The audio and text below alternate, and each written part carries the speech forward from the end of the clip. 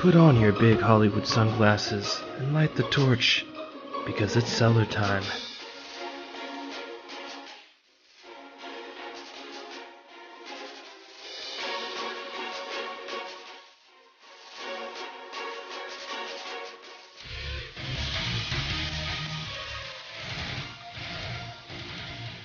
Welcome to the Crack Cellar, as the prophecy was foretold. I'm Two-Spirit Penguin Daniel. And I'm Broadcaster Nickels. And today we discuss the new Tencent video game, shilled by Riot, called Crucible, in which you can play a ripoff of the Guardians of the Galaxy to great effect. Broadcaster Nickels, please tell me your Shark Tales. Was it a 12-footer? Was it a great white, perhaps? Probably was about 4.5 inches or so. Shit. Damn, that's below the American average. That's a sad story. Let's be real here. That fucking guy hit like a fucking wet noodle. So what do you think about Crucible overall? I think I like it a little bit more than you, but I'm not sold on it either. It's sort of, to me, it's what I thought Disintegration should have felt like in its beta. But this isn't a beta. This is like a released game, and they're calling it preseason. Wow. But essentially the game's released. Do you see yourself playing this game into the future?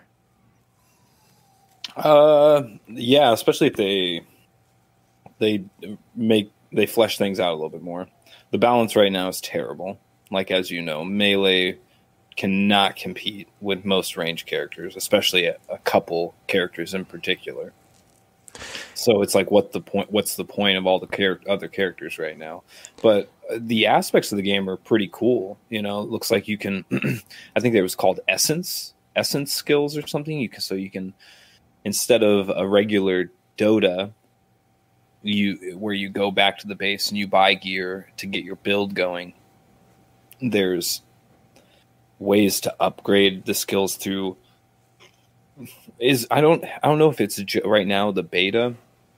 It's just giving you some basic skills by leveling up experience, or if there's going to be some type of mechanic where you can level these things up or get like runes or something to attach to your characters to make certain builds. Yeah. Because that's when I first looked at the game and in the menu, that's what it came off as. You know, I was like, oh, it looks like you're going to be able to gain experience and go down certain skill paths with characters. But the 3 modes we played seemed more just like generic shooter type modes, you know, where you just passively killed mobs and gained experience. It wasn't even individual experience. It was shared party experience. So your whole party levels up together. So I don't know if it's kiddie mode right now or this is just what the game is. I'd be pretty unimpressed if that's all they have. Yeah, it feels like a beta for sure. At least it feels like a beta with promise. So definitely gives strong League of Legends vibes, which is not surprising considering the developer created League of Legends.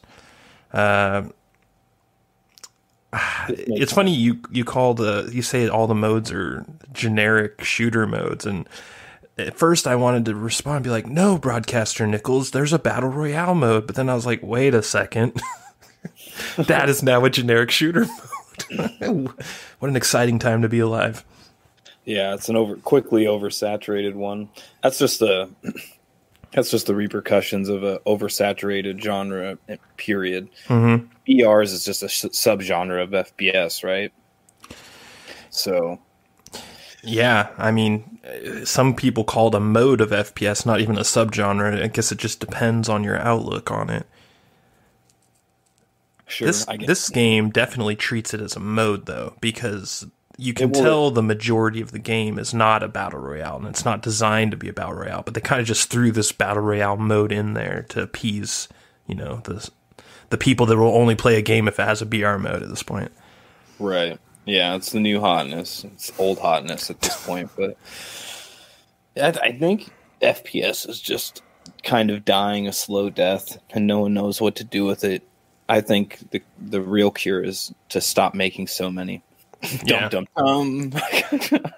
Well, Crucible's answer is to make it third person instead of first person. So that worked really, really good for Smite, I guess. I guess people play Smite still. I don't know. I downloaded it on the Switch and the computer, and I have played one game, I think. Yeah. I played it back in beta, like fucking forever ago, and it was garbage. I've heard from a chorus of voices that it is much better now, and that I should give it a second chance, but I just haven't had the gumption in me to take the plunge. Yeah. The other thing about Crucible is that there's not a whole lot of characters. Oh, as far as these type of games go, I don't know if they're planning on selling characters to you or releasing them for free to allure people to keep coming back. I'd be interested to see that because how many characters are there? 9? 10? I want to say 10. Something like that. It was not a horrible amount, but it wasn't anything crazy either. It felt like it was probably double what Apex Legends had. Mm-hmm. What did that have, like 6 at launch? That's a good point. I think it was 6 or 8, yeah. Speaking of Apex Legends, how similar the maps are. Yeah. I wouldn't say like geometry-wise, but the aesthetic, and I don't know. It's almost like they were built in the same engine. It felt like they were the same engine. It felt like they had the same map designer. It felt like they had the same class designer. There's a lot of... It's so weird because each time we play one of these games and we look at one of these games, we're like, well, this took a lot from this game. And it's like, then you get to this point where now people are taking stuff from Apex Legends, and that game just came out like recently.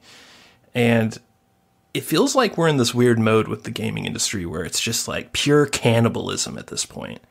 Nothing is sacred. There is no honor among thieves. Let's just fucking do whatever the algos tell us will sell the most copies. And that's kind of what Crucible feels like to me. They touched all the bases for all of the popular games out right now and added just a little bit of their own formula to make it, quote unquote, new. Oh, sure. I mean, that's just what the gaming industry is turning into slowly. Just milking it dry, No, that's why you don't really see story-driven, huge titles anymore. I mean, it took 10 years to get Final Fantasy VII, right? Because the budget is just astronomical for what they wanted to do. Yeah. Yeah, and then there's still people out there that are like, 4 out of 10, meh. God damn, man. Can you imagine if you... Just say you went back in time in a time machine, back to the year 1999, and you could tell your little self, on one hand, I have the original FF7, and then on the other hand, I have this remake from the future, and you let your little self play it in 1999, both of them. Which game do you think that your child self would have picked? Crack cocaine is a hell of a drug. And I think they'd pass it up to get that remake. Oh, dude, it's such a joke. I think that there's just this blind spot that adults have when they grow up, and they were a gamer as a kid, and they're still a gamer as an adult. And I've noticed it from many different people where they'll just kind of trash something and compare it to something from their childhood. And I just look at him, I'm like, bro, I know for a fact that if I offered you these two choices in your childhood, you would have taken the thing you're now shitting on as an adult. I know you would have. No doubt. I'd say 99% of people that are talking shit in that capacity would do that. Yeah. Given the chance. Yeah, I'm not really sure what to make of it, if it's like just a human brain glitch that is inescapable in some people, and that like maybe some people just have a gene that prevents them from thinking so... I don't know, myopically? I'm not even sure what the term is for it, but it's just something that I've noticed increasing as I get older and I talk to other older gamers about new stuff. And I mean, I'm not someone that just slobbers over everything that's new. I talk lots of shit about lots of new things. But sometimes I just feel like there's this bug in the system where it's not that it's bad necessarily, it's that your brain thinks it has to be bad, and so you manifest it yourself through your spin and your words that you tell yourself to make you think something isn't that good. Yeah, well, I mean, there's always bias. You're always going to... I mean, there's a reason why they call it subconscious bias, you know? Yeah. Yeah. You're just built that way. I mean, you know, we're about to preview Ghost of Tsushima, and I guarantee you there are people that just write off anything that's samurai based. Mm-hmm. Anything. They're just like, fuck it, it's done, it's stupid. It's just like, are you kidding me? The game looks beautiful. Yeah. It's gorgeous. What are you talking about? Yeah. How did you say that? So do you think this is just an extension of the whole meme, Simpsons did it? Do you think that's what this is, but in gaming terms? I mean, in a way, sure. It's... Yeah. It just, you know, if you were to... It's like the aliens, the old analogy of, you know, the aliens don't want anything to do with us because they see how savage we are. You know, it's just like, we can't appreciate anything. Yeah. Yeah. Yeah. Destroy everything we touch. People can have like a fucking $30 billion fucking budget on a game, right? Just like this. It could be the magnum opus of fucking video games. Every single legend you could ever think of that's touched a fucking golden game, right, comes together to make the super group. Right, and they're just giving it ungodly amount of money. Yeah, there is still going to be a minority of people that just shit on it. Yeah. For $30 billion, I could have done better. Yeah. The armchair quarterbacking has proliferated so much because of the internet, and not even the internet, social media. Let's be real. It's social media that's making all these people think that their word is God. Like, absolutely. I don't think it's social media so much. It's the small mechanic of social media. Right. The clicks, the likes, mm-hmm. the confirmation of your opinion. And the other thing is can you imagine getting... This is the point that really drives me crazy about it. Can you imagine getting a remake to a legendary old school JRPG such as Final Fantasy VII, or imagine it was another game. I mean, imagine it was Chrono Trigger or Xenogears. I'm afraid to see what the Chrono Trigger remake response would be. Even if it was perfect, it would be bad. But it's just like, take any of those, man. It would not matter. But the point being is that how could you not just, even if you don't like a little bit of it, just enjoy it, pay for it, support it, and tell the industry that you want to see more of it. The fact that you're shitting on a golden age JRPG remake is bad. That's not good. If the majority of people are doing that, that means you never see a JRPG remake again. Yeah. You just shout on all the possibilities of a Chrono Trigger remake, any other Final Fantasy remake, Xenogears remake. What else we got? I mean, Legend of Dragoon. I know you don't want that one. God damn it, Broadcaster Nickels. You did it again. That's a banned game on the Crack Cellar. You're right, though. It's really sad. And the thing that really gets me is when I look at the opinions of people that do this, and I kind of dissect why they're saying this and why they have such a low opinion, in this case of FF7 Remake. But this kind of applies to every sort of, I don't want to say every remake, but anything that's sort of capturing something from the past and trying to kind of modernize it. It's always kind of the same things.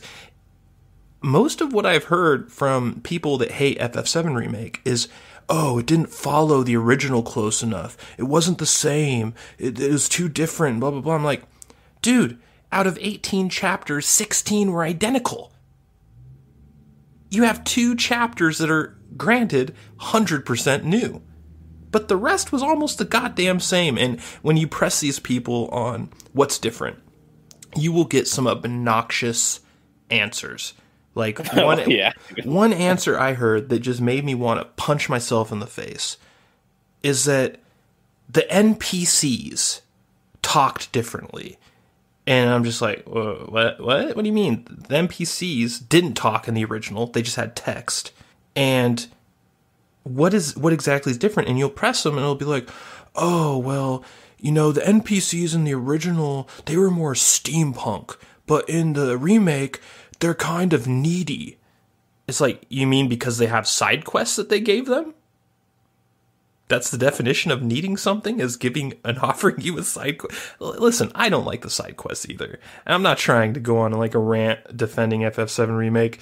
I was going to say, it's the weakest part of the game. It is the weakest point of the game. But to like crux your entire, this is shit, 3 out of 10, garbage remake, and your entire defense of that critique is the NPCs were too different. Who the fuck cares about the NPCs? First of all, I don't even think the NPCs were very different. And this is just an example, because I've heard lots of other sort of straw man arguments that are just as bad as this one. I don't want to go into all of it, but it's just this thing. It's a mental thing. You decided you didn't like this game, and your brain went on vectors to try and find what you could say to justify your predetermined response to this game. And what did you pick?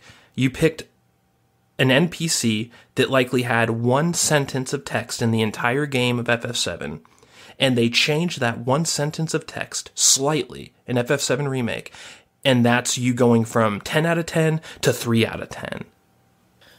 Yeah. And it's going to get deeper too. It is, because you just look at the future of FF7 Remake, and the next version is going to be totally different. We both agree on that this is going to be like, well, it has to be different by nature. I just, based on that ending, yeah. Like, you basically, by doing that ending, you're telling everyone, hey, this is not going to be the same journey that you went on the first time. And that excited me and you, but God, is it going to piss off some people in the future. I just can't wait to read the reviews of FF7 Remake Part 2, where the entire critique is, we didn't go to Calm at the end, we went at the beginning. Oh, we didn't fire at Sapphire weapon at this point, we did it at this point. Oh, the Gold Saucer had this many arcade machines, not this many. Oh, God. You know that's coming. And it's just like, God damn it. This is why we can't have nice things. Oh, for sure. It's ridiculous. The cynic in me, really, though, if I'm like, if I get to have my bitching point, though, it would be the exact opposite. I'd be like, I can imagine 2-3 years out from this podcast episode right now, we're playing the final chapter of Final Fantasy VII, and it probably ends barely different. There's probably a couple key things that changed, but overall the end result's the same or something like that. I can just imagine something like that playing out because they're too afraid of changing the story that dramatically. Yeah. That's what I'm afraid of. I'm like, well, you pulled the trigger and now you're trying to perform triage on the victim. I don't like this. You need to go all the way through. You need to I want to see something crazy. Agreed. And rolling back to Crucible, before we move on, I want to say that I appreciate the new stuff they do in Crucible. I like that the mix of League of Legends Dota-style stuff with the sort of traditional third-person action game elements. I just want to see there needs to be a mode, and it's not in the game right now. The mode that will sell this game does not exist yet. What we have, like you said, are generic FPS modes. You have the fight to kill the thing and collect the thing over the other team. Then you have the deathmatch mode that's just, YOLO deathmatch. And then you have the Battle Royale, which, in my estimation, is the funnest mode right now. I don't know about you, but I'd say Alpha Hunters is the fun mode of all of them at this point. I would agree. We couldn't even get a match for the Heart of the Swarm or whatever that mode was. It's because it's lame. It is lame. You gotta wait for the bosses to spawn, and the matches are like 40 minutes long. Yeah, dude, it's just brutal. Yeah, but yeah, I'd say it has some promise, but I'm definitely not sold on it yet. and the fact that Tencent, the evil Chinese gaming empire, owns Crucible does not give me a lot of hope in the backbone of the game, so to speak. Oh yeah, and we have it on Steam. I'm guessing it's going to stay on Steam, right? Amazon launching their own game launcher. You would think, but who knows? Maybe it'll become an Epic Games exclusive a year from now. So sad. Absolutely sad. You heard it here first on the Crack Cellar. If you buy games on the Epic Games Store, to the gulag. To the gulag with you. Broadcaster Nickels, are you ready for our preview? Oh yeah.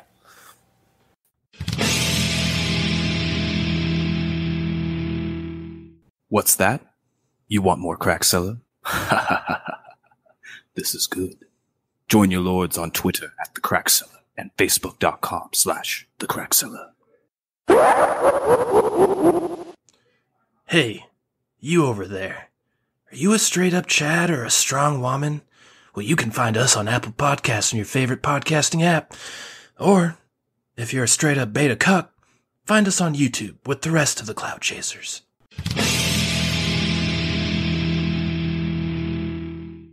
And we're back with our preview of Nate Fox's Ghost of Tsushima. Broadcaster Nickels, are you ready for stealth samurai action made in America? I am. You know, when this game first came out, I would have never thought it was going to be like Breath of the Wild. But more and more I see it, I'm just like, this is Tenchu mixed with Breath of the Wild, and a little bit of Sekiro. Yeah, I feel that. I haven't played Sekiro, but I know I think it's like similar to Neo. Basically, I think they're both the same type of game, but probably Sekiro's better. I would say it was Tenchu mixed with Neo in an open world setting, a la, Breath of the Wild is how I would put it. But I think that we're basically saying the same thing with that statement. Yeah, you haven't played Breath of the Wild. Like, if you'd played some of, like, gotten decently far in Breath of the Wild, and you saw some of the Ghost of Tsushima gameplay trailers for the first time, you'd instantly recognize some things. You're like, there had to be someone's a fan of Breath of the Wild. Video game industry espionage action. Yeah, I mean, nothing's hijacked, but there was some clear parallels I was seeing. Yeah, inspiration, if you will. Yeah, well, it's created by the same people that made Infamous, Sucker Punch Studios, and Infamous is probably one of my favorite open world console games of all time. Second Son, I never played the original Infamous actually, but I loved Second Son. The original two? Yeah, I didn't play either of them. Yeah, it's funny. I'm the exact opposite. I played the original two. I haven't played Second Son. Were the first two open world? Yeah, they're identical. Okay, yeah. Yeah, so I definitely saw like the roots of Infamous in this game as I've looked through the gameplay trailers and everything that's out there available right now. Another thing that really sticks out is it seems to be inspired by Kurosawa films. I think they're just a huge fan. I mean, not only the modes of the filters, if you will, the black and white and stuff like that, but just the way the combat is too. It's very theatrical. You don't just hack and slash. Yeah. It's like you size up your opponent, you wait for them to attack, you counter like a true samurai would in a movie, and then another opponent comes towards you, and then another opponent comes towards you. So I'm wondering if that's how all battles play out. I'd be interested to see how boss battles play. Yeah, I think that 1v1 dueling system is the boss battles. Like the one from the original E3 trailer that we saw a long time ago where he fights that girl underneath the red tree in the sunset. By the way, that scene is so amazing. It looks like it's straight out of a movie. Yeah, that got everyone hyped for the game. Yeah, that came out a long time ago, and we've seen some new gameplay footage, like you're talking about, with like the choreographed, much more formal battle system than what you usually see in action games. It almost felt scripted, or like it had quick time events that it wasn't really showing you on the screen. Like it didn't really show you how he was doing what he was doing. It just showed you doing it.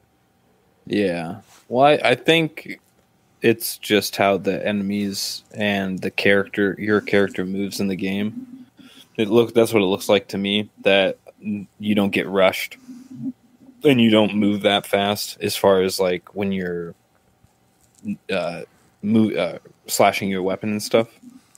It looks almost realistic. Like one slash is a pretty... I didn't see a stamina bar now that I'm trying to recollect the trailer, but if there's an invisible stamina bar, it came off like doing a slash and then doing another counter slash was a big feat. Like you just can't hack and slash like you would in Onimusha or something like that. It's not just like a hack and slash. Like you can't just traditionally, like you think of a lot of other games that you have a sword, you can just slash it as many times as you want. You have like 3 generic slashes you go through in a sequence. It doesn't look like that in this game. It actually looks like every slash is really choreographed and means something, and you only really do meaningful attacks when there's an enemy. Like how you counter the enemy is how the attack goes off, whereas you don't actually have, just a downward slash and a thrust and shit like that. Yeah. And it's interesting, this Ghost versus Samurai system is an interesting decision from a design standpoint, because basically what they're telling you is that your character has 2 totally distinct styles. One is samurai, one is ninja. They call it Ghost, but let's be honest, really it should be called Tenchu. Well, at this point, I'd say, From Software is just letting that IP die. I mean, just let someone else take up the mantle. Fucking Ghost of Tsushima can bring it, then I'm all for it. Yeah, it seems like they are. And so what you were just describing now with the samurai, that same battle, as we saw in the trailers, completely different as a ghost/ninja. Instead of going in there like a badass, like fucking just cutting people in half that come at you, you go in there like a sneaky bastard. You start throwing some smoke bombs and some fucking shurikens, and shit gets real quick. For sure. And that's actually where my first big question came from recently, is that from the story standpoint, it looks like you're a samurai and then you die and become the ghost. You think that's literal? I don't know. I thought, like, well, even if it's not literal, it's still like a progression. Like the character still becomes the Ghost of Tsushima. That's what I took it as. But as far as the gameplay trailer, it seems like you're switching back and forth, or like there's an option between doing the story or that mission with a different style. Like I don't know if it's a loadout or if it's a completely different gameplay through. But that was interesting to me. It makes me think what's going on there. Yeah, so I was with you. I assumed that he was a literal ghost in this game until I saw the most recent trailer that had the creators of the game, like various directors and developers, kind of going over different segments of the game. And when I saw the battle segment with the director, Nate Fox, narrating, that was kind of a revelation to me, because he basically, as far as I can tell, and you might disagree with me on this, he basically confirmed to me that the ghost, quote unquote, is just a job of the character you're playing, and that you're not a literal ghost, you're just switching between classes. Yeah, for sure. Because there's no indication that you're an actual dead person by the way your model looks or anything. And the only difference I can see from before the invasion of the Mongols to after is the man bun. He cuts off the man bun, I think. It's true. So you're thinking that after the main development of the story in the beginning, that the samurai or the ghost is just two different paths you go down? Yeah. Yeah, I think it's like a good versus evil system, just like Knights of the Old Republic. You make choices, evil or good, and those go down a certain path, and you get a different ending depending on which path you go down. In this game, it seems like they are incorporating a job into that path choice. Yeah, I mean, that'd be pretty cool, and it also correlates with the surprising revelation that this game is pretty much a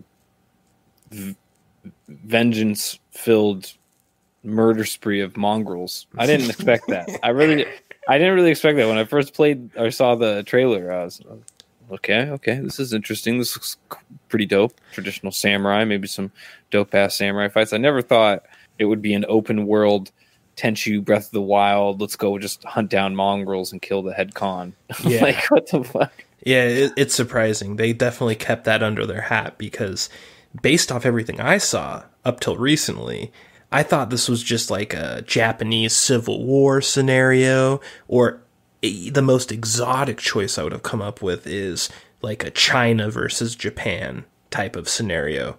If you made the enemy China, let's just say, what do you think the ramifications would have been with the amount of censorship coming out of the video game industry in China and the amount of sway they have?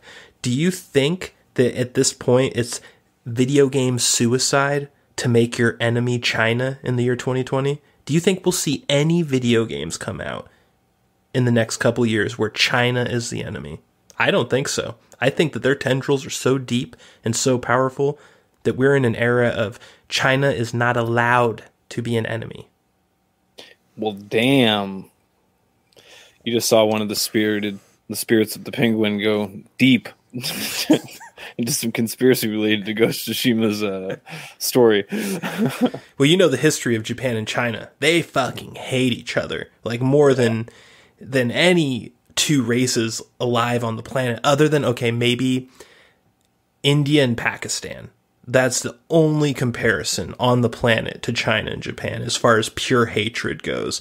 And I have to give the edge to China and Japan because some of the stories that you'll read about what happened between China and Japan are like some of like the most heinous shit you've ever heard in your life, to the point where you can't even believe it's real.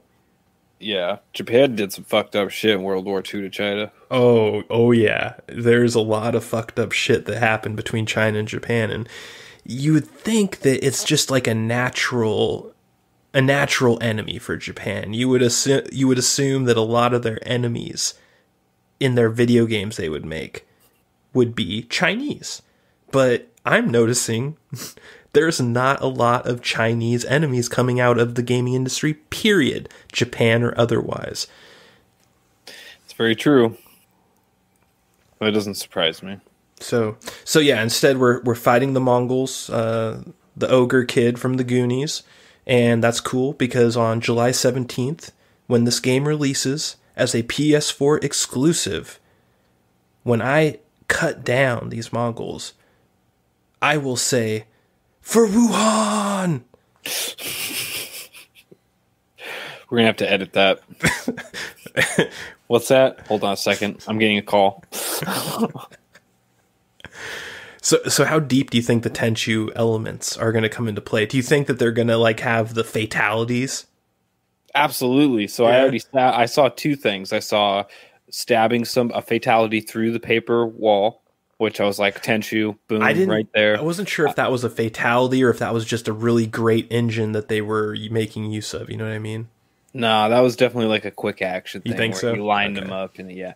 And then I saw the fatality where he set off the firecracker thing, and those two people went out to go investigate, and he jumped down, killed one of them, and then immediately looked at the other one in slow motion and hit triangle and fucking killed him. So that was badass. That's a dual fatality to me, like Fatal Shadows type shit, you know? Because that's when the dual fatality came in, right? It was Fatal Shadows. I think part of the problem is that this engine is so advanced that the fatalities just blend into normal combat, and it's harder to tell that it's a fatality. Whereas with Tenchu, because of the archaic nature of the engines that Tenchi was in, you could kind of tell when it went from gameplay to fatality a little bit easier. Yeah. You never can tell, though. With these demos and stuff, the people playing, they try to make it seem way more tough and you know, I don't even know the word I'm thinking of, but they make it seem more than it really is. When you actually get your hands on the game, you're like, oh, you can just fly all over the place and hack and slash and fucking get some super weird glitches that just dominate enemies and stuff like that.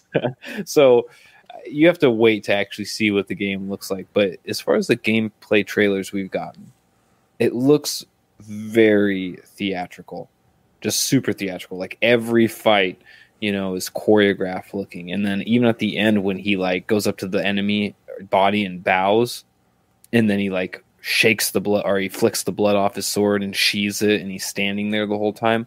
I'd like to know if that's something he actually does after every battle, kind of like akin to, you know, the victory music after a Final Fantasy game or something, or if that's just the person playing letting you soak in what the game has to offer aesthetically. You know, like, oh, we made this, so I just want you to appreciate what we're doing right here. Or is this something you actually is part of the gameplay?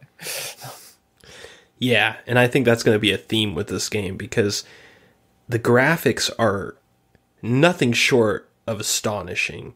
I don't know who they got to work on this game's lighting effects, but everything that I've seen in these trailers, it just looks like, if you were to ask me what I thought the future of video games looked like in like the year 2003, this is it. Like when I look at that fight we talked about earlier under the red tree, that boss fight with that girl, that not only did that look like a movie, it just looked effing amazing. Like the way the leaves were coming down during the fight, the lighting from the sun shining off the leaves, shining off the ground, shining off their weapons. It was amazing work, and it's not just there. We've seen from recent trailers, there are a lot of stunning environments in this game, and there is a special shout out to the lighting effects. Whoever is doing the lighting effects in this game, they need to teach everyone else how to do lighting effects, because they are goddamn top tier. I think, well, Sony in-house is... because this is an in-house game, right? Yeah, Sucker Punch is they're in-house. They are a Sony studio, yes. You know, when I saw God of War recently, I thought the same thing. The lighting in that game was crazy good. The other thing that I found really interesting was the correlation between the costumes or the armor you can get and the jobs, as you put it. You know, I'm going to refrain from saying jobs, because so far we only know there's two. So I would just say good or bad, or samurai or ghost at this point. I don't think it warrants to say jobs, because I mean, if there was one more class, I would say sure, maybe there are classes, but I think this is kind of like an A or B thing. But nonetheless, do the suits of armor or the costumes, are they for certain classes? Are they for just specifically the samurai? Or are they just aesthetic? I think they are. I think they do add functionality, and this is totally conjecture, and I might be just smoking too much crack in the cellar here. But one thing I noticed in one of the trailers is that in samurai mode, there were different stances. And these stances did not seem like they were hard-coded. It looked like it was dependent on the equipment you had on. So my Crack Cellar theory on that is that the armor that you're talking about and these pieces of gear give you different abilities within the job, within the class, within the good or the bad, at the A or the B. That these pieces of gear will expand whichever side you're on in certain ways, and it'll put you down a certain path. Okay. Maybe, yeah, I could see that. Kind of like, you know, how Bloodborne and Dark Souls, like certain sets would give you certain attributes. Instead, in this game, they give you they tailor the way the character plays. Yes. You know, like one set gives you like a certain Bushido style, whereas another set gives you another like House's style. And then the Ghost, I mean, I don't know how it would be with the Ghost character, because we haven't really seen much besides just that one costume and him just being a stealthy character. But I'd be interested. I guess what mainly I'm just interested to see how the costumes and the armors are going to work with the two sides, the two classes. Because in Breath of the Wild, I thought this was one of the biggest shortcomings of Breath of the Wild's armor system and costume system, was that it's expansive. There's tons and tons of stuff to collect, and they all do give you stat bonuses and stuff like that. But none of them really, like, they never really served any purpose. You know, like, sure, you had a set that gave you attack bonus, like it just gave you a flat attack bonus, but even if it was just made out of bone and leather and you were like half naked looking, you know, it looked like something you'd wear if you were trapped on an island, essentially, from the dinosaurs you killed. You can't wear that in a super hot area, even though there's a costume that covers you, I'd say just as much, if not more, and is using more hotter material aesthetically looking. And that's the hot costume. That's the one that gives you cooling abilities. It's like, well, that seems stupid. So I guess what I'm trying to say is I hope to see Ghost of Tsushima do something like that. Not like that, you know, where it's not just, okay, here's your level 2, you know, Bushido set. Now your armor, your defense, and your attacks get better. You know, I'd like to see something like what you're saying, whereas you get this full armor set and it allows you to actually do a certain style. That would be dope. Yeah, either a style or just a set of special abilities, or maybe even just one special ability. I could totally see it where you have like a couple of ability slots that are set just as static abilities that you gain normal ways. I could totally see having one special ability slot that's determined by your gear. And it will either be empty if you don't have the right kind of gear, or it'll fill up if you have the right set, or a certain amount of that right step. Maybe it gets powerful the more you collect a set. So maybe if there's a set of 5 pieces of gear that all go together, you get the ability when you get one piece, but it gets stronger each piece. And then when you get the 5th piece, it's like Exodia. You know what I mean? For sure. Or you can do it kind of like a play on old school RPGs that had like triple attack moves like Chrono Trigger. Whereas if you had 3 different characters and they came and you could do the Delta Force, but instead it applies to your armor. Yeah. Three certain pieces of different armor sets that all work together to unlock like a super secret fucking OP move that you only can do once per mission or something. Like, remember Tenchu? Remember the Heavenly Palm attack that Yes. like took all your fucking energy? Like something like that, you know? It looked very grandiose and badass, but if you missed, you're fucked. Yeah. Yeah, well, hopefully we do get a deep gear system like that. We might, whenever we talk about stuff like this, I always think, man, we're probably like overselling the fuck out of what this is, and when we actually get it, it's going to be some dumbed down bullshit. I'm hoping that's not the case here, but that's what we do at the Crack Cellar. We're dreamers. One shout out I want to give though to Nate Fox's studio over at Sucker Punch is they made a decision I have never seen made ever in the history of video games. They are an American video game developer that is going to allow you to play the game with Japanese vocals. Yeah. This has never happened before in the history of video games. There has never been an American video game dev that made a game and let you play it with Japanese vocals in the American version. It's never happened. This is it. This is the first time. It's a bold choice. I know it's probably because Sony is a Japanese company and they're an internal studio, and they're also huge fans of old Japanese films. When you look at how this seems to be inspired by Kurosawa films, and if you like Kurosawa films, you just love Japanese culture. Like, if you love The Seven Samurai, you don't just love The Seven Samurai. You love the culture of Japan because that's what those movies exude. There's no way to love them without, like, it's inseparable. So when you look at that and then you look at this decision, it becomes very obvious that there is a reverence for the source material, in which this case would be early Mongol invasion era Japan. What was it? When did the Mongols invade Japan? It's probably the 1700s, early 1700s, right? I couldn't tell you. Honestly, Didn't know Mongols invaded Japan. I thought Mongols were a China thing. I didn't think the Mongols ever fucked with Japan. No, they definitely did invade Japan in real life, but it was before the United States of America existed. I know that for sure. This was a very long time ago. And for them to pull that out of their ass to become the storyline of this game is another reverence point for Japanese culture.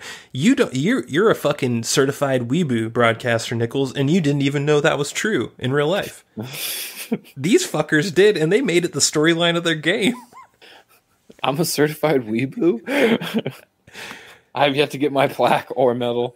Okay, Broadcaster or my expired coupon to Outback Steakhouse. Broadcaster Nickels, which episode of One Piece are you on right now? I'm on no episodes. I just finished Whole Cake Island, which is like so you're on episode 700 and no, something. I'm pretty sure that's like episode 900. Okay, so you're telling me you've watched 900 episodes of One Piece and you're not a certified weeboo? Is that your story? Are you sticking to that? Well, I mean, to set the story straight, I have not watched 900 episodes of One Piece. I read a bunch of pages of One Piece and then decided to start the anime. And there it is, folks. He is not a certified weeboo. He is a platinum encrusted weeboo. It was just many years ago. So back to the Zelda connection. I didn't get a huge sense of Zelda while I was watching any of this, but there was one point where I did, and it was the horse riding parts. When I saw him riding that horse, it reminded me of being on Epona in Ocarina of Time. Yeah. Shooting down chickens with my bow and arrow. Chickens? That's right. That's how I rolled. The chicken hunter. The kookaroos, all right? Certified weeboo. Unbelievable. I'm leaving. Well, Broadcaster Nickels, I think we've discussed Ghost of Tsushima quite a bit, but I have one more important question to ask you before we give our thumbs up, our thumbs down, or the dreaded side thumb. The side thumb. That sounds like a bad porno.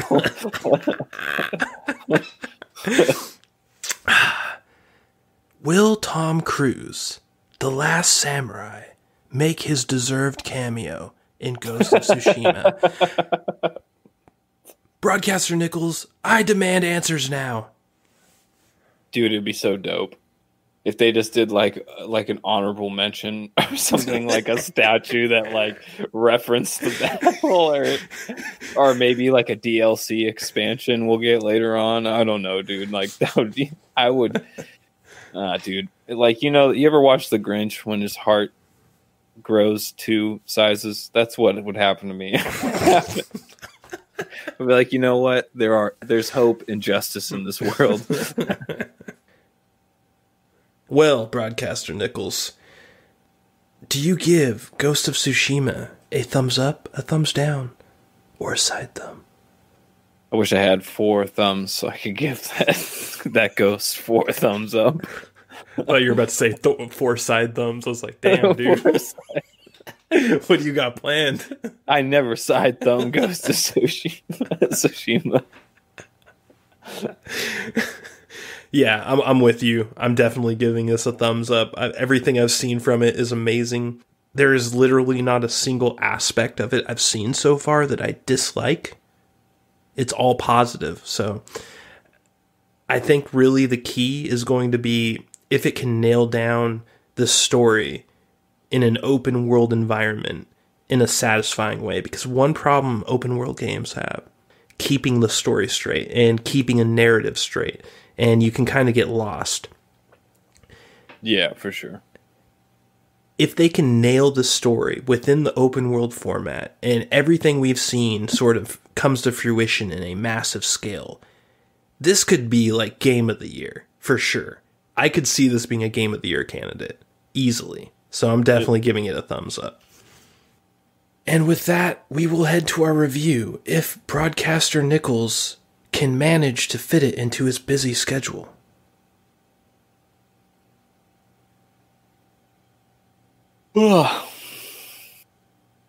Crickets.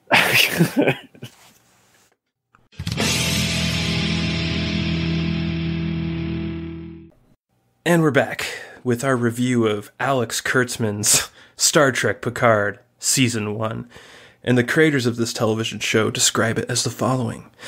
At the end of the 24th century, and 14 years after his retirement from Starfleet, Jean-Luc Picard is living a quiet life on his vineyard, Chateau Picard, when he is sought out by a mysterious young woman, Daj, in need of his help.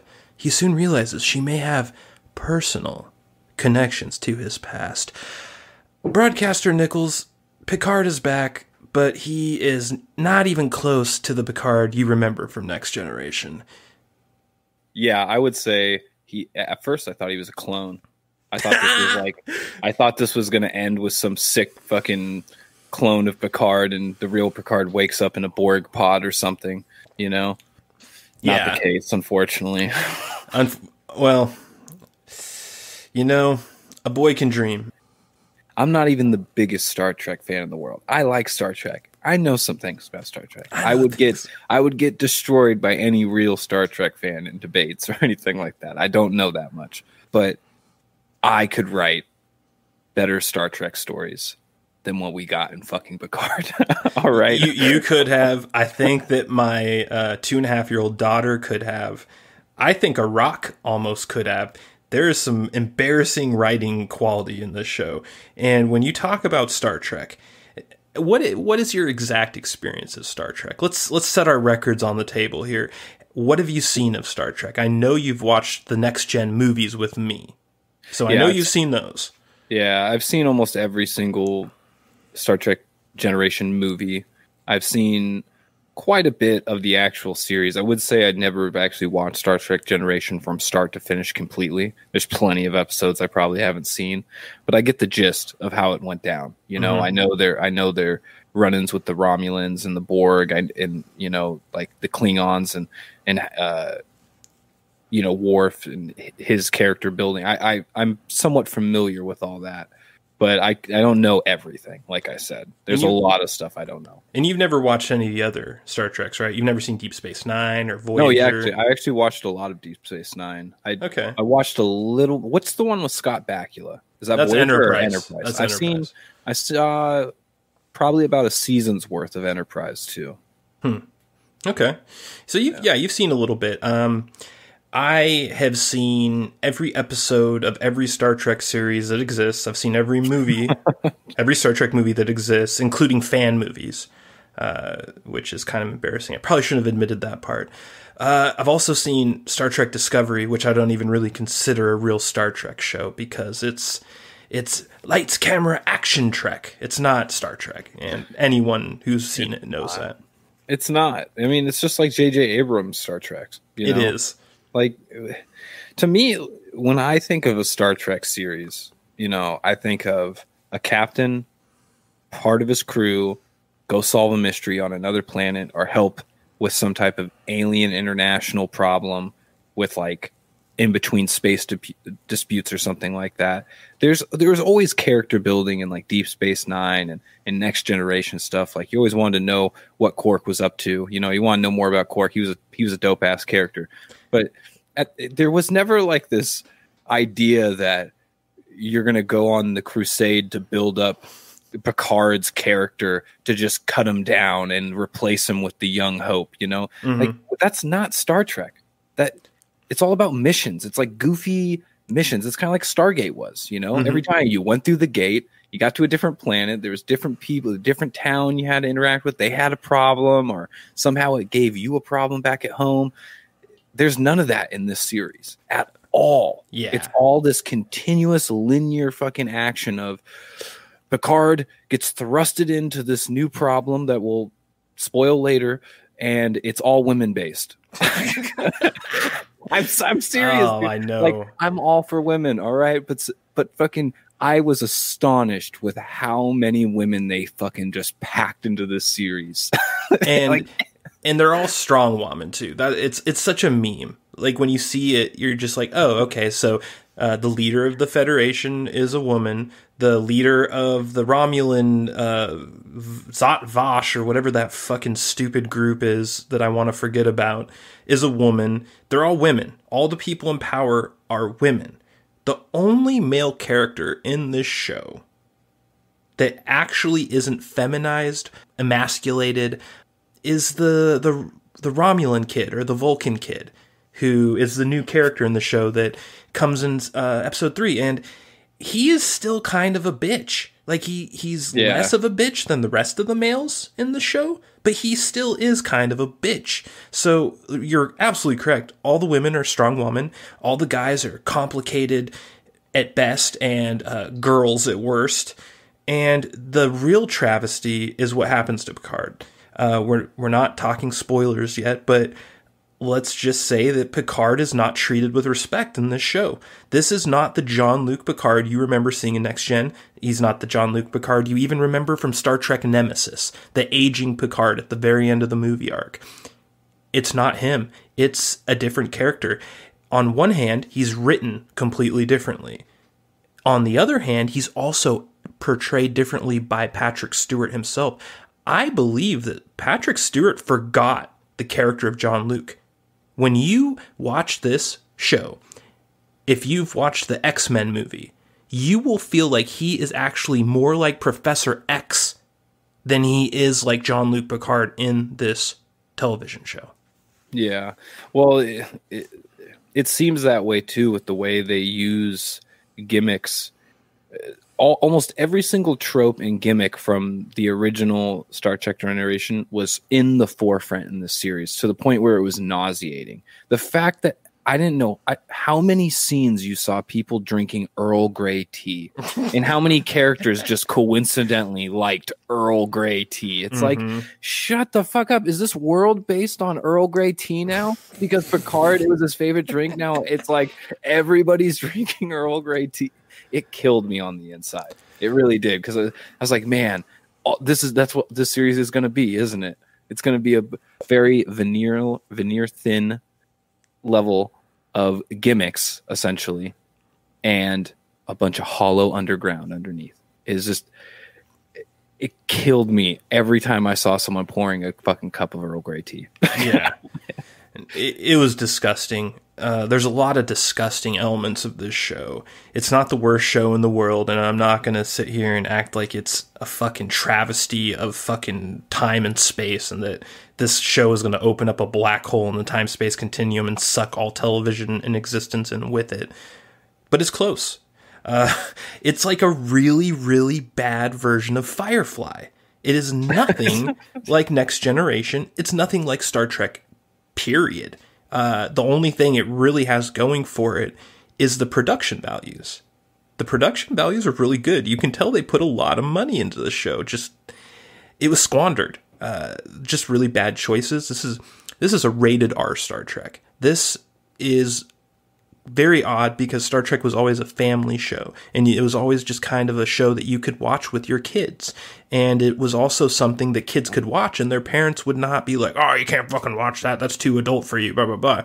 Because it just kind of had this little buffer that, although there was adult content in it, and there's adult situations, it never really feels in like a way which you would not want your kid to watch it. So that's why you have people like me that grew up watching Star Trek as a little kid.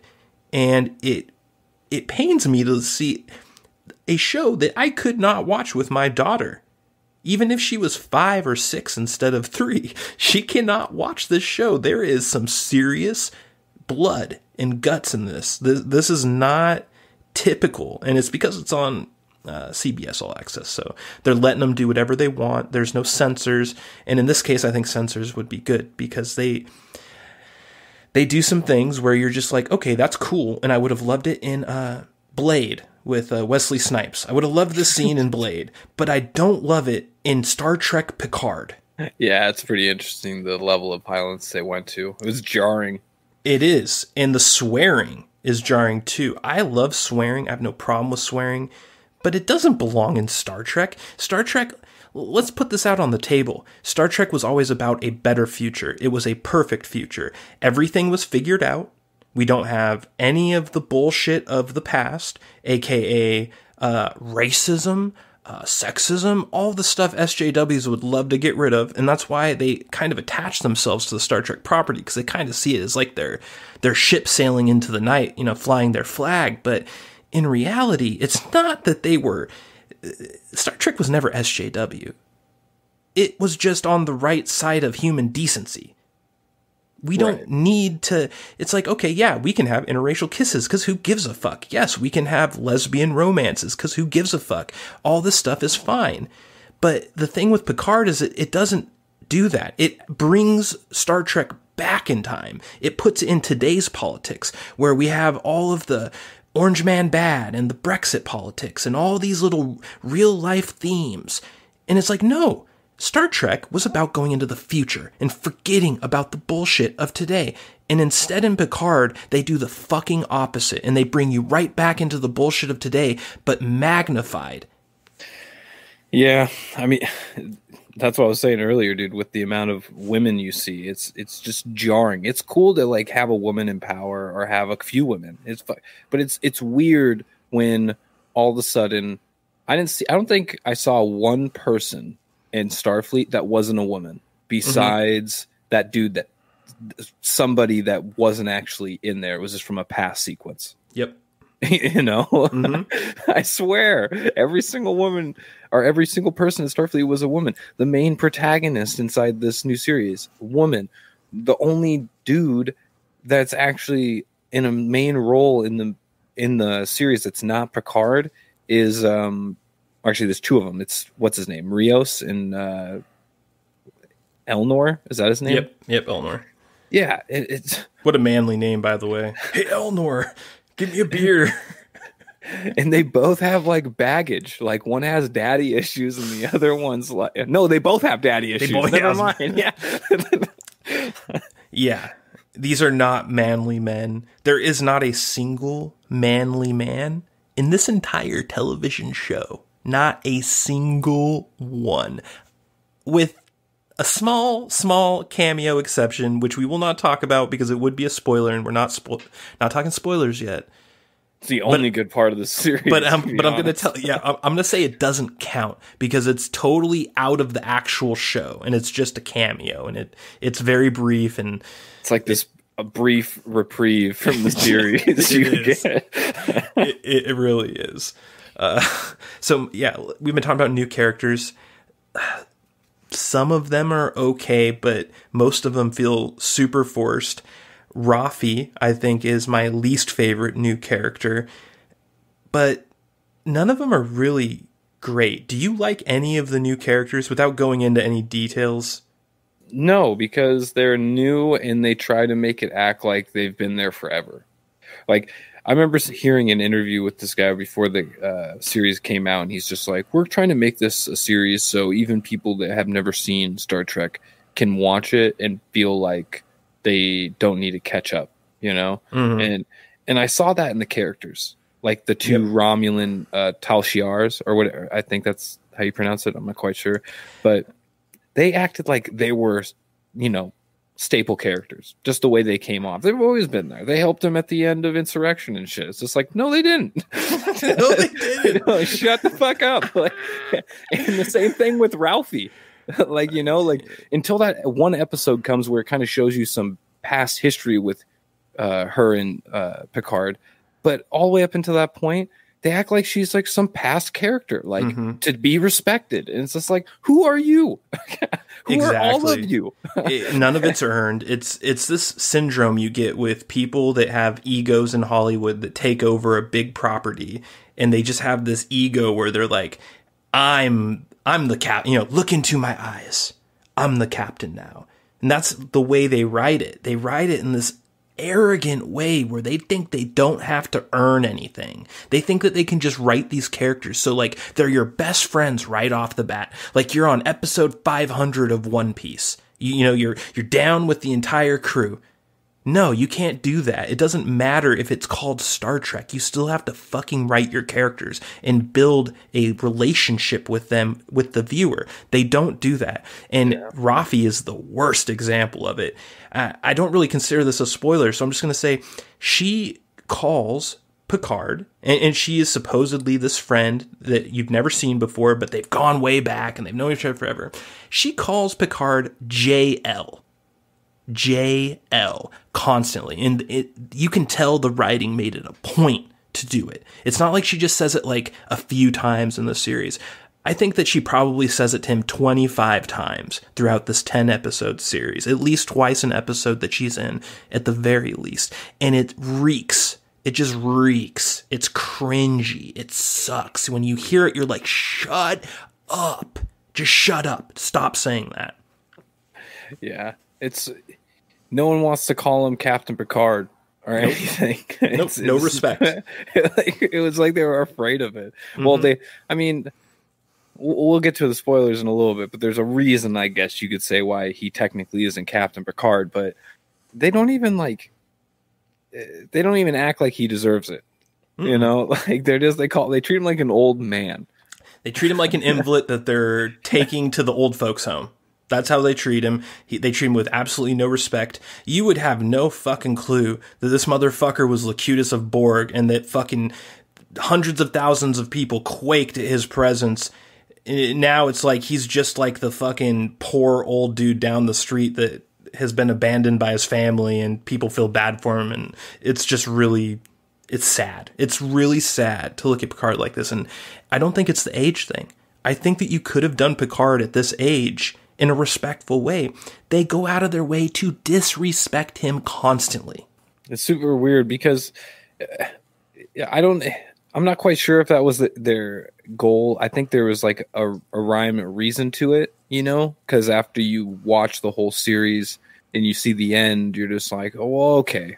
That's not like, there's a reason why they were amplifying that symptom of Picard, you know? Mm-hmm. So I know it's there for a reason.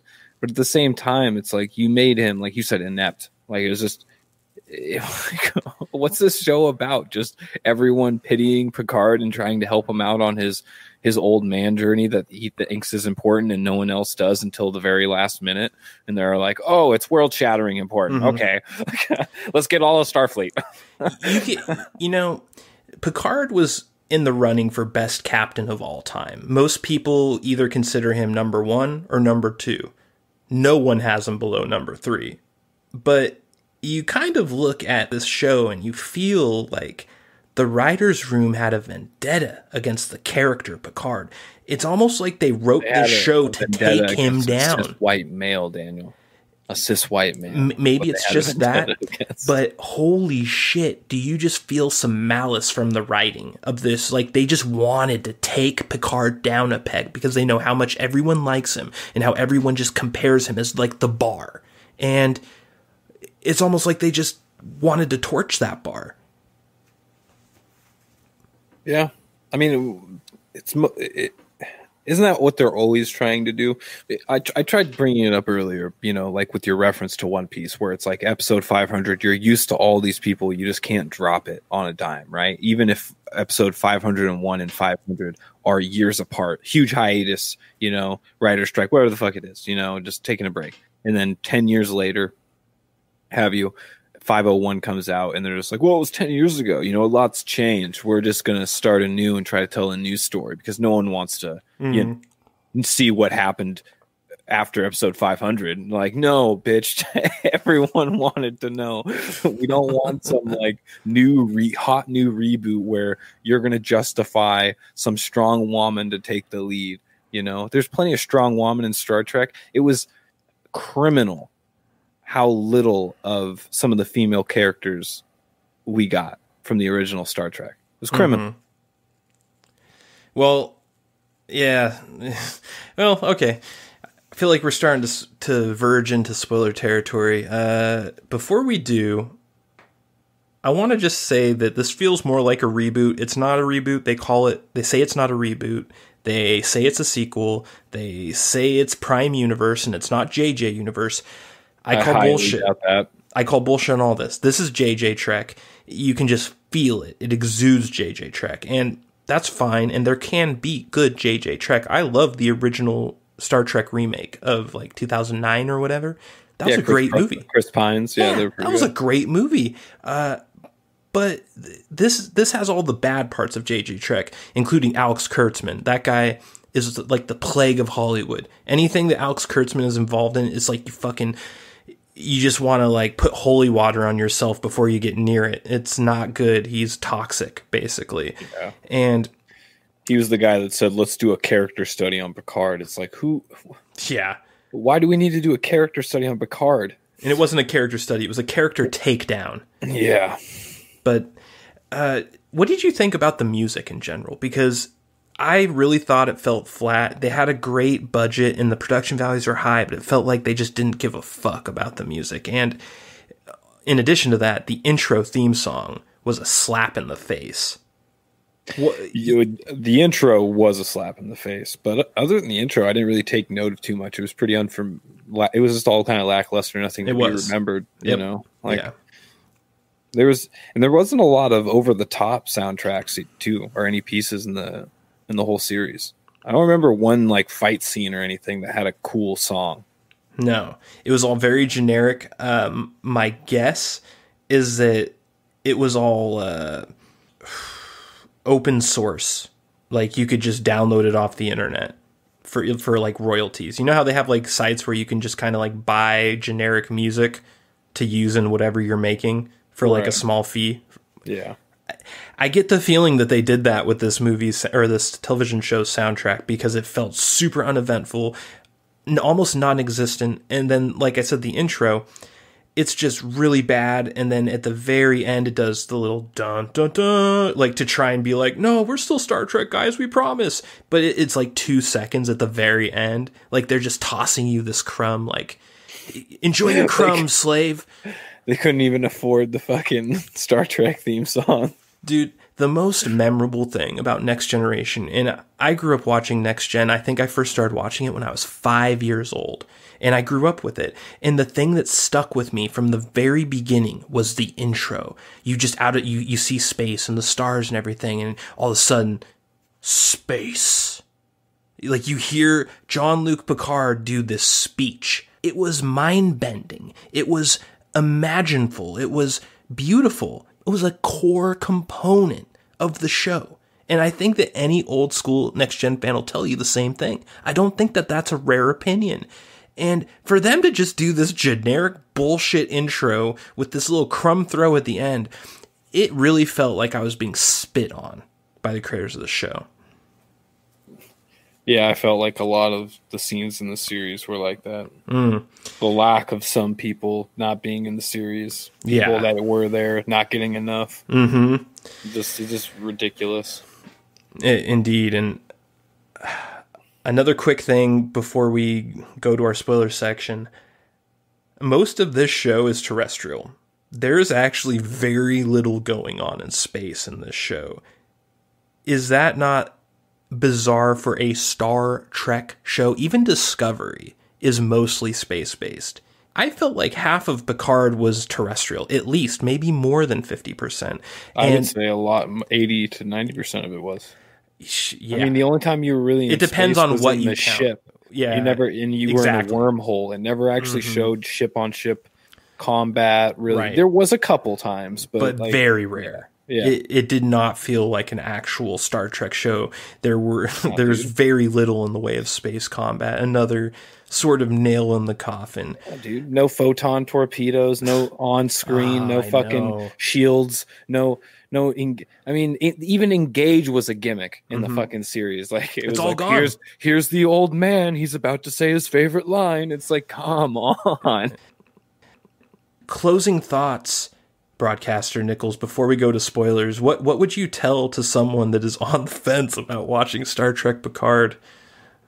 On the fence? I mean, if they're an old school Star Trek fan, they probably already are decided, you know, they probably, if they haven't seen it at this point, they're probably not going to see it. But if I was trying to convince them to watch it, is that it could possibly get better. If they get rid of Alex Kurtzman, yes, there's a chance that the series could get way fucking better. And if they were allowed the same budget too, you know, if they learn from what everyone is saying about the series now, they can turn the ship. the theoretical, the metaphorical ship around, and go in a better direction. But it's a long shot. Now, if I'm talking to somebody that's never seen Star Trek and they're just like, oh, should I watch it? I'm just like, I just tell them to fucking watch it, because they probably like garbage or they don't like garbage, and there's nothing I can say that's going to change that, because a lot of TV shows are just trash out there, and it's just like, if you tell someone their favorite vampire fucking sex novel series or whatever is trash, they're like, whatever, dude, you're just a fucking incel. It's like, nah, dude, you're a grown man and you're watching a vampire romance series. All right. Oh boy. Yeah, I would concur with everything you just said. I think the majority of old school fans will be disappointed with Picard season 1. I think there's no question about it. I think that maybe 10% might like it, but I think the vast majority are going to give it a thumbs down. But that being said, if you are an old school fan of Next Generation, you have to watch it anyway. Like, it's one of those things where it's like, you see the future and you're going to die, but you have to walk those steps anyway because it's destiny. That's really what we have here, and you know it and I know it. You're going to watch it. This is not a good show. This is a show that at best is middling. Anyone that tells you this is like a top tier television show has an agenda. They're lying to you, because it's not. I wouldn't recommend it. I honestly wouldn't, to a non-Star Trek fan, or even just like a sort of, out there in orbit Star Trek fan. I would tell those people, don't watch it. Go watch Altered Carbon. Go watch The Expanse. Go watch Dark Matter. And with that, are you ready to go into our spoiler section? Oh, yeah.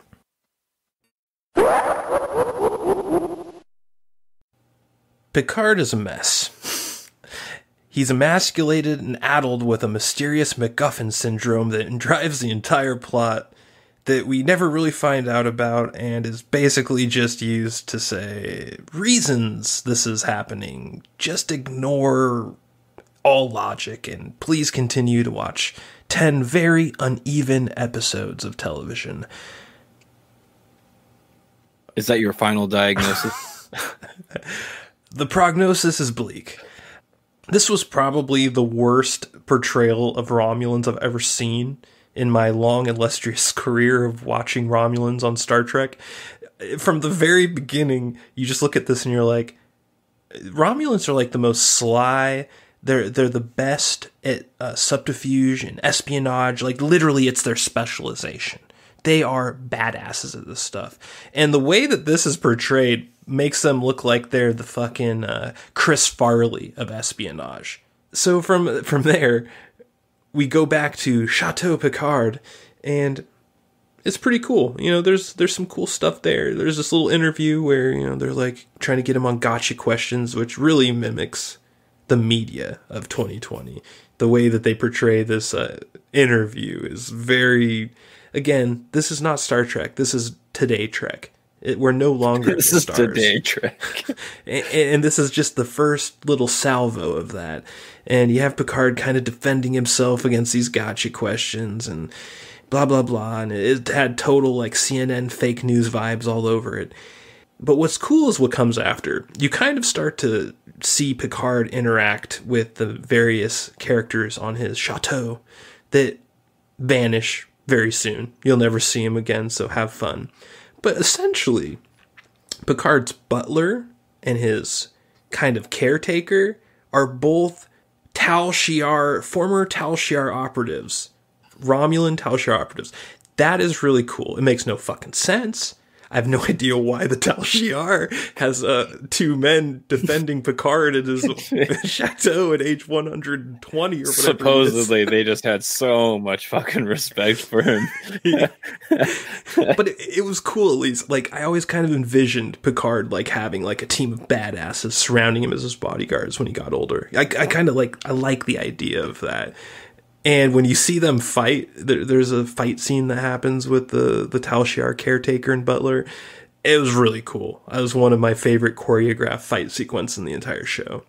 From here, we kind of have this little loose sequence where Daj is looking for Picard because reasons.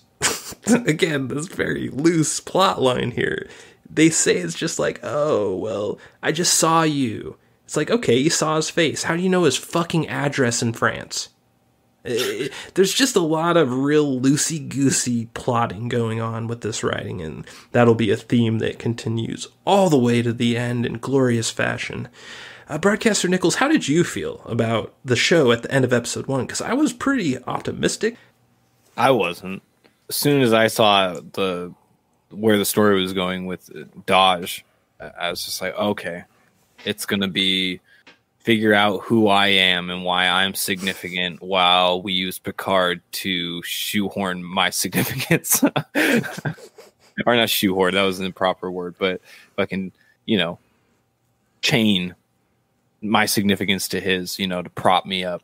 It's just, that character could not stand alone at all. You take Picard out of that series, that show sucks. All right, period. Like that series could not stand on its own. It's not well written. No, it would have been canceled before it was released if Picard himself wasn't in it.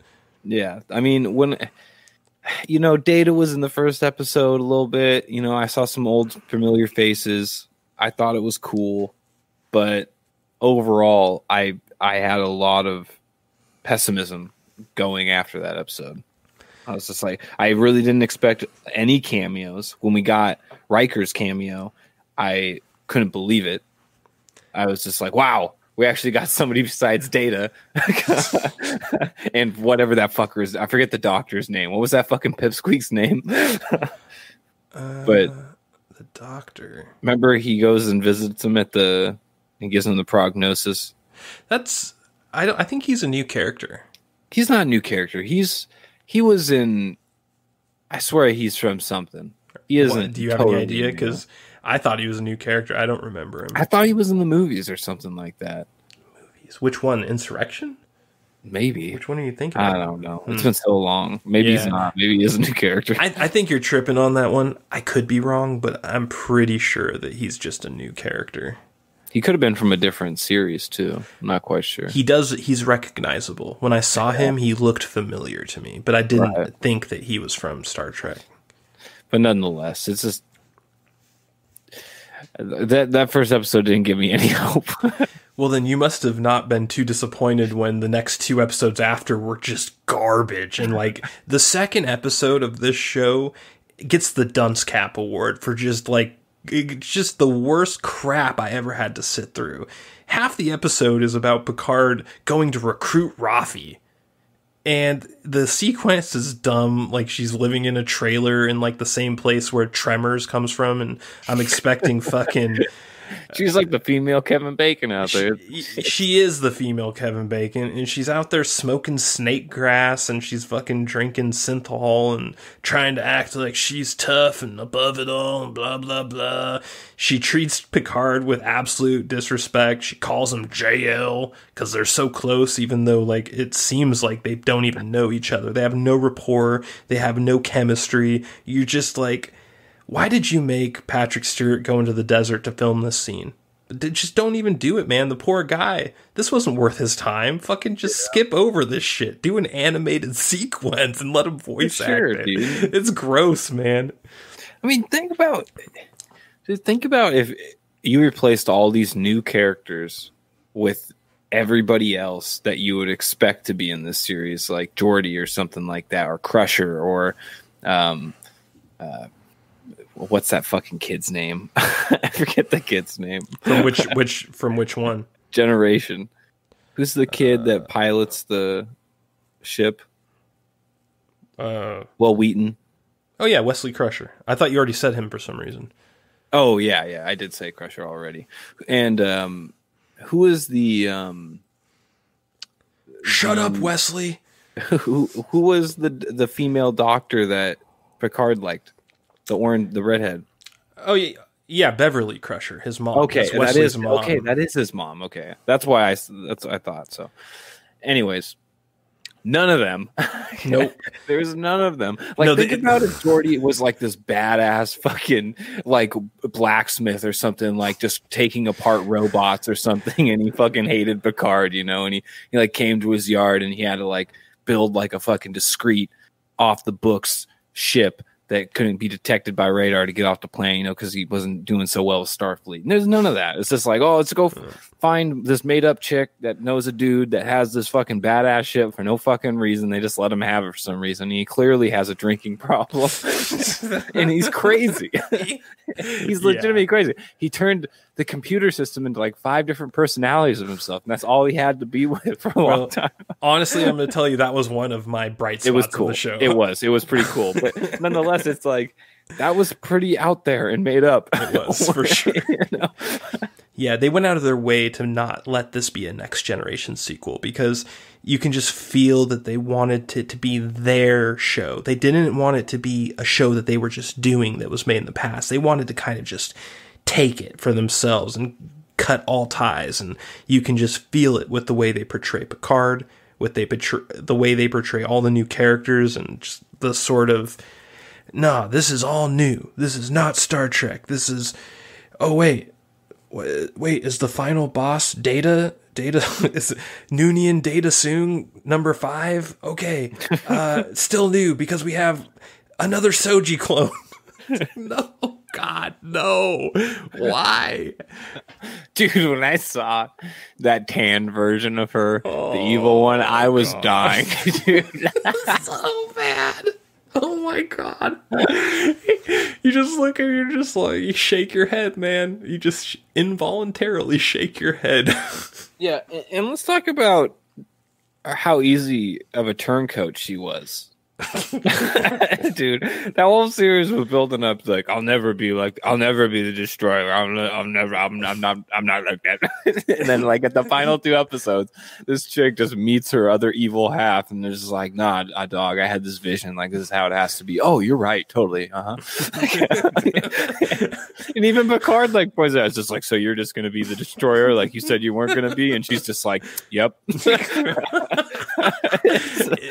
like the writers flaunted at you. Like, they want you to know that they know that you know how bad this is, and they don't give a fuck. That's how the writing feels, especially at the end, because the end was a certain kind of fucked up.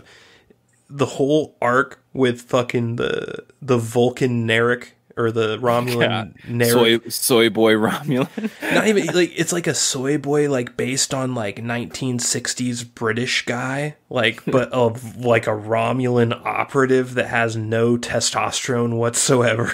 You're just, like, watching this, and you're like, wait a second, am I watching The Vampire Diaries, or am I watching Star Trek? What is happening right now? Well, I want to know how his sister that has no muscle mass beats him up so much. Again, because she has magical woman powers. Yeah, did she get the super soldier serum and he didn't? Like, was he not the chosen one?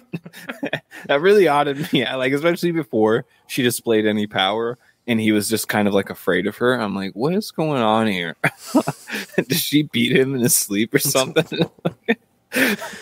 Never get an explanation on that ever. Nope. It's just like, oh, well, you know, the Vat Vash is an all-female Romulan witch cult that worships this hole in the ground that apparently gives them a vision of machine gods coming to wipe them out if they have any androids whatsoever, which leads them to push the android kind of right into the whole thing is ridiculous. Like, so what you're telling me is that this vision is actually what caused you to make this happen, because if what you didn't happen, Soji would have never made it there. None of this shit would have happened. Would have never known. Oh, well, that's kind of like the plot hole, right? Because they think initially they're hunting Soji and Dodge, right? Because they think that if they don't awaken them and they can tail them, they can get the location of the planet where they all come from, right?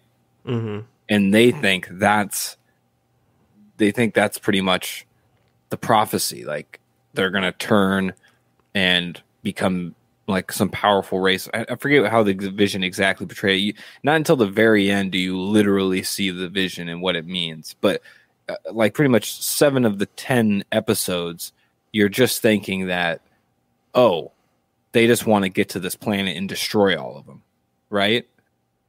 But when you get there, you find out there's actually a whole different, like, crazy alien race that you never really see. You see a couple tentacles that look crazy coming out of a portal, and that's it. And they didn't look like machine gods to me. No, they look like some fucking hellscape fucking cyber demon shit. Right. Yeah. Something out of Doom Eternal or Call of Cthulhu. Yeah, so in the end, it kind of seemed like the portal was the message was the means for these demons to come into Earth. It wasn't actually the robots. The message was just pretty much saying, hey, if you have robots, this message applies to you, and we're going to trick you into opening this portal. And when you take a step back and you look at this whole plot line, you're like, well, wait a second. This is a storyline of an Aqua Teen Hunger Force episode, not a Star Trek television series. What's going on here? I could totally see Master Shake just seeing that portal just opening up in the sky and then it closing, and he's like, "That's it, unbelievable!" It just fucking bounces. Oh man, I actually thought the character Soji was interesting and it had promise, but A, the writing was just bad, so it was never going to happen. But B, the actress that plays Soji, is she not like the worst actress you've seen in years? I can't remember the last time I saw any actor or actress that I just viscerally hated like her, with the exception of Alison Pill, who's also in this show. Who's Alison Pill? She plays Dr. Girardi. The blonde chick who looks like she has like just a slight bit of autism, like not fully, but she like kind of just has like her eyes are really close together. She kind of has that look where you're like, you just barely made it, didn't you? Like you escaped hell with one finger on the cliff, but you made it. She has a smile like she'll rip your dick off when you're not looking. Yes, exactly. This, ironically, I think this is Alison Pill's best role. I don't think that she's ever done better in anything other than Picard, but that's not really saying much because everything else I've seen her in, which includes a sci-fi show called Devs, and it also includes The Newsroom, which is the first thing I saw her in. She's obnoxious in The Newsroom, and she's just nothing in Devs. Like, she's just bad. And I was actually surprised. I actually didn't mind her in Picard. And when I first started watching Picard, I was dreading her character because I knew she was in it. And I was just like, oh, God, she's ruined the show for me. No, she didn't. Everything else did. That is pretty funny because I didn't really mind her either. I only know her from Scott Pilgrim vs. the World. Oh, I forgot she was in that. Yeah. That's funny. She actually was pretty funny in that, too. She was just pretty much a crude bitch that was the drummer for the band. Dude, I totally didn't realize that was her. She was good in Scott Pilgrim, yeah. Not bad anyway. Well, she's pretty good in this. Soji is not. I just can't even believe how bad Soji is. 7 of 9 is definitely the best strong woman character in the show. Like if you had to pick a strong woman, you're going 7 of 9. Because she doesn't count. She's like Ellen Ripley from Alien. Like she's grandfathered in or grandmothered in. Excuse me. I think what happened was they put together all these female characters and they're like, all these women are weak. One's a drug addict that has no family relationship going on. The other one is a psychopath that had her lover abandon her for some weird synth project and was then shown a sign of the end of the world and then told that she had to murder him. Anyways, is that girl. And who else am I missing? Am I missing anybody? Is this the only 2 women on the ship for the most part? Well, yeah, it's Dr. Girardi, 7 of 9, and Rafi are the women. So so when they looked at them on paper, they're like, "Fuck, we need some." They just took 7 of 9. They're like, "Well, she's a strong character. We don't even have to try." Mm-hmm.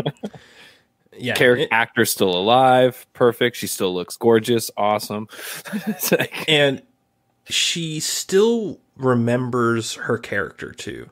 She does. She acted the character differently, but what you would expect differently with the age, the amount of time that's supposed to have happened before the end of Voyager and the beginning of this show. Like, the amount of time that passed, you would expect her to act the way she's acting, and she knows the character and she's acting it well.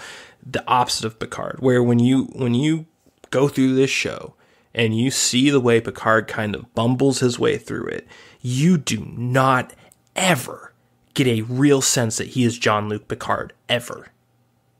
Yeah. Like I said, it was like a clone who didn't know how to act.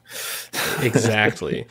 And man, another kind of whiff, I think, on the fucking, well, can't call it a whiff. Another bad aspect of the cameos is Brent Spiner. I did not like that character. I didn't like his portrayal of it. It felt super tacked on, like, hey, we gotta put a Dr. Soong in the show so that Data can show up as not Data because we want him. That's exactly what it was. Oh, it felt so bad, and I swear to God, Brent Spiner's heart was not in it. Fuck no, dude. He was cruise control. I wouldn't be surprised if he had a heavy buzz going into those filming sessions. He did not seem to have any worries and had no emphasis in anything he did. For sure. I mean, everyone just wanted to see a majority of the crew come back together. You know, some people don't have to come back, but you could have given a reason why they weren't showing up. They could have still been in the series, you know. It could have been done a lot more proper than instead of having this whole new cast that in a 10-episode series, they're trying to give these characters the importance and depth of characters that were built over. How many seasons of Generations were there? 12? There were 7 seasons and 4 movies. Okay. Well, 7 seasons at least. So, I mean, how can you? I just don't see how anyone can approach a series like that and think it's a good idea when they have all these assets available. This is ridiculous. It is. It is very ridiculous, and it's just it's Alex Kurtzman. Like, we can't really emphasize that enough. This is all his footprint. He does this to everything. He has no nuance with the way he tells stories. It's always catastrophe with unlikely resolving arc that makes no sense in the end, that invalidates the beginning of the storyline. That's what he does in everything, and he did it in this show too. The ending here is ridiculous. We have this arc where Picard is sick, and he is going out into space. He dies in the end, and conveniently, there is just this perfect Picard android clone body that they just are conveniently ready to load his consciousness in as soon as he dies. But for some reason, it's exactly the same age and looks exactly the same as his human body, which is literally impossible. And they just made him have all the same problems as an old guy in his android body for reasons. Because if you wanted to be if you wanted to be an android and you wanted to live forever and you wanted your consciousness put into it, you want it to be in some decrepit piece of shit android body that's programmed to die in a few years. What? The funniest part was when they didn't tell him. He's like, "Am I immortal?" And they're like, "No, we pretty much programmed you to live about the same amount you would have lived if you didn't have the natural brain abnormality that you did." It's like, that doesn't make any sense because that's natural. So he's supposed to have that. That means that's how long he was supposed to live. Yep, exactly. But yet you're saying it doesn't make any fucking sense. No, and it was the final take. It was the final part of the takedown of Picard, which is what Star Trek Picard Season 1 is. It should just be called The Takedown of Picard, and it ends with him just being totally punked in this decrepit android body that he's just like supposed to smile and accept, and of course he does, like a good slave. He doesn't have any response to it, like, wait, what the fuck? Like, you couldn't just give me a normal android body? Am I not good enough for that? He's like, yep, that sounds about right. I'll die in 4 more years. Engage. God damn it. I'll do 1 more season, I guess, because they paid me enough.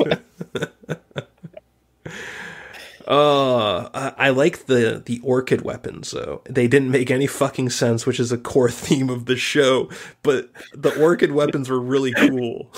Even like, it's so funny too, because they even acted like they didn't know what they were too. When they got down on the planet, they're like, whoa, so how many more of those orchids do you have? We're going to need a lot. And they all kind of just looked at each other and were like, we have about 15.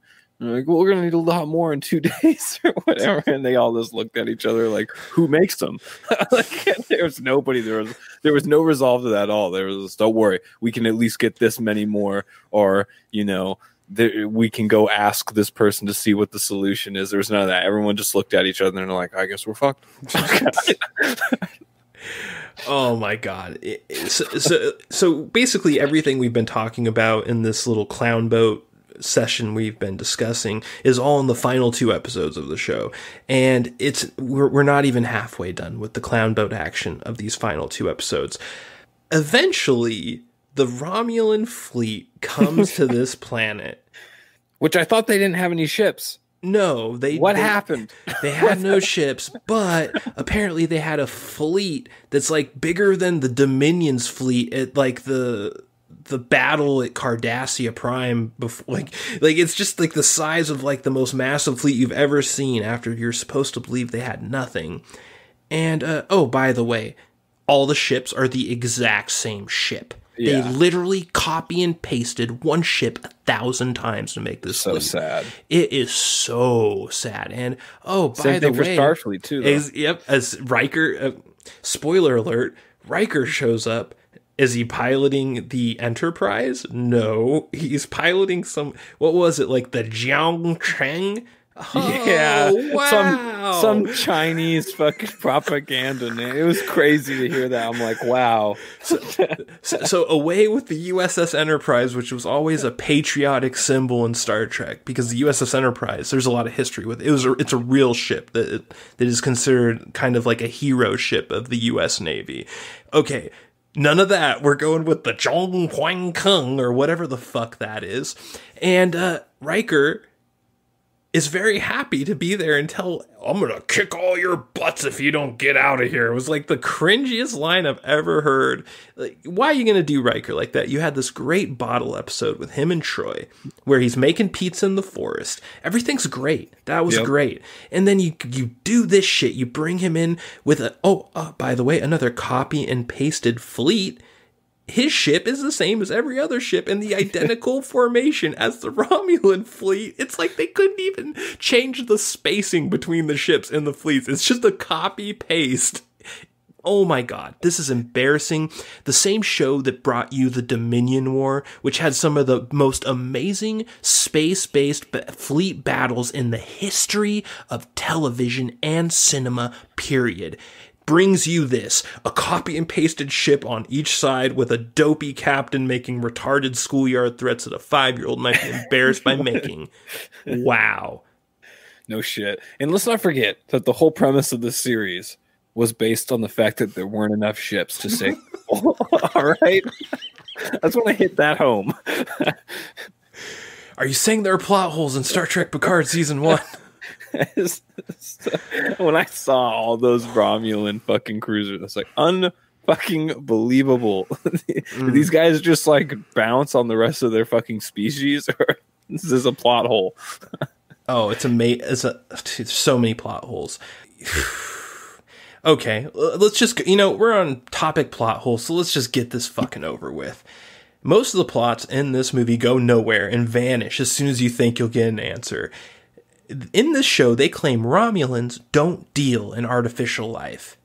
Yet, there is quotes from Next Generation episodes where they talk about Romulan cyberneticists. So they've already established that Romulans do deal in artificial life, but apparently we're just going to ignore the show that this is based on and is a sequel to. That doesn't matter. I can't even believe some of this. They present Picard and Data as best friends, right? Would you say that? Like the way they portray them in Picard, you would think that Data and Picard were like fucking roommates. Like they fucking bunked together, like they fucking went on vacation together. Am I right? Yeah. Okay. I personally remember when they thought Data was dead and Picard was just like, replacements. I need recommendation for a replacement bot. Cold-blooded. Picard and Data were not friends. At best, they were work acquaintances that barely liked each other slightly. They were not friends. Data and Geordi were friends. Picard was not really friends with anyone on the crew of the Next Generation except for Beverly Crusher. I was about to say. And Guinan, Whoopi Goldberg from 10 Forward, who is not in Picard, by the way, which I found surprising. I really thought they were going to get Whoopi Goldberg in that, and they did not. Probably season 2. Either way, Picard and Data were not best friends. This whole fucking bullshit portrayal of them being like Gone with the Wind lost lovers is so bad, and any single fan who watched The Next Generation knows this. They know it. And you're supposed to just pretend like it didn't happen, just like with the Romulan cyberneticists. So they kill Picard in the end. They turn him into an android that it just looks like, okay, I'm like fucking Soji now, right? So we have these androids that are humans. We have no explanation as to why they're humans. Every android in the past was cybernetic. Data's cybernetic. Evil Soji, I'm assuming, is cybernetic, although we never get proof of that. All of a sudden, there's this breakthrough, and we have androids that are humans. So, like, are they really humans? Like, in every way? Because in this show, they basically just say, she's a human, she's an android, but, you know, she's a human, so deal with it, and we're just going to move on. And that's what they end up turning Picard into, too. He's not a robot, like you would think like Data is. He's a Soji human android. Absolutely no explanation for this. It's just like, move along. Again, another Alex Kurtzman special. He does not want to ever give you any explanation for any of the dumb shit he does. Yeah. Well, I think they all are like next level synths on that planet. Even if they are, I think being tan and having their contacts out is just a sign of them being on their home planet. But remember Rios, the evil chick, what's her name? On the planet, she had a sister that was the one that got killed by the captain that killed himself after Bob, after he got the message or whatever, all that. But nonetheless, that means that synth that got killed along with the other dude, they looked human, remember? So right, I think they're all human looking. I think they're just next gen synths. Yeah, and again, no explanation for this breakthrough, no any sort of like, this they give you a this hint. Could happen. They give you the tiniest hint at the very beginning. They're just like, oh, this person ran away. What's his name? Maddox or whatever? Yeah, Maddox runs away, and he's been hiding somewhere for so long, and somehow he's made this breakthrough with Alton Soong. Dr. Alton Soong. That guy is. So they set it up to be like, oh, that's where these synths came from, and then they don't tell you at all how the breakthrough happened. At all. There's just a whole planet of them. So why did she know to go to Picard? Data's memories she inherited, okay, but barely any of them are going to contain Picard. Most of them are going to contain Geordi and his cat. He's going to have way more fucking memories of his cat than Picard. So this explanation for why she went to Picard makes no sense whatsoever. And then we have Soji's fake mom who calls her while she's on the Borg cube. We end up finding later that she has no mom. So clearly this mom is just like an AI, that's what it is. Character that's programmed. Okay, then why did she know to talk about Picard and tell her to go to Picard? That's very true. Well, I mean, Maddox and whatever the fuck that guy's name, I keep on forgetting his name. They may have programmed that in there. I'm not sure. But here's the thing. If she's an android, why don't you just program it into her? Why do you have to have a fake mom? Like, why don't you just have a button that gets pressed or whatever? The same thing that would trigger this mom conversation. Just fucking turn a switch in her brain. Like, it makes no sense. Yeah. Well, I think that's what awakened her. I think that was part of the triggering process. Like, 'cause she awoke in a little bit, and then she called her mom freaking out, and then her mom, like, fully woke her. Right, but like if she's really an android, instead of a mom, you could have just had like white noise that does some beeps that activates something in her brain. Dude. You know what I'm saying? It would have been way cooler if she was a sleeper cell Jason Bourne style fucking thing. It would have been way 10 times fucking cooler. The whole fake mom thing makes no sense whatsoever. It just felt really contrived. And I think that this is one of the worst takes on artificial life I've ever seen in my life. I think that if you put every movie and television show that's dealt with robots, androids, artificial intelligence, blah, blah, blah, all of it, this is the worst portrayal of it I've ever seen. What do you think? Can you think of one worse? Probably not. I'm sure there's something on Sci-Fi Channel that would work well.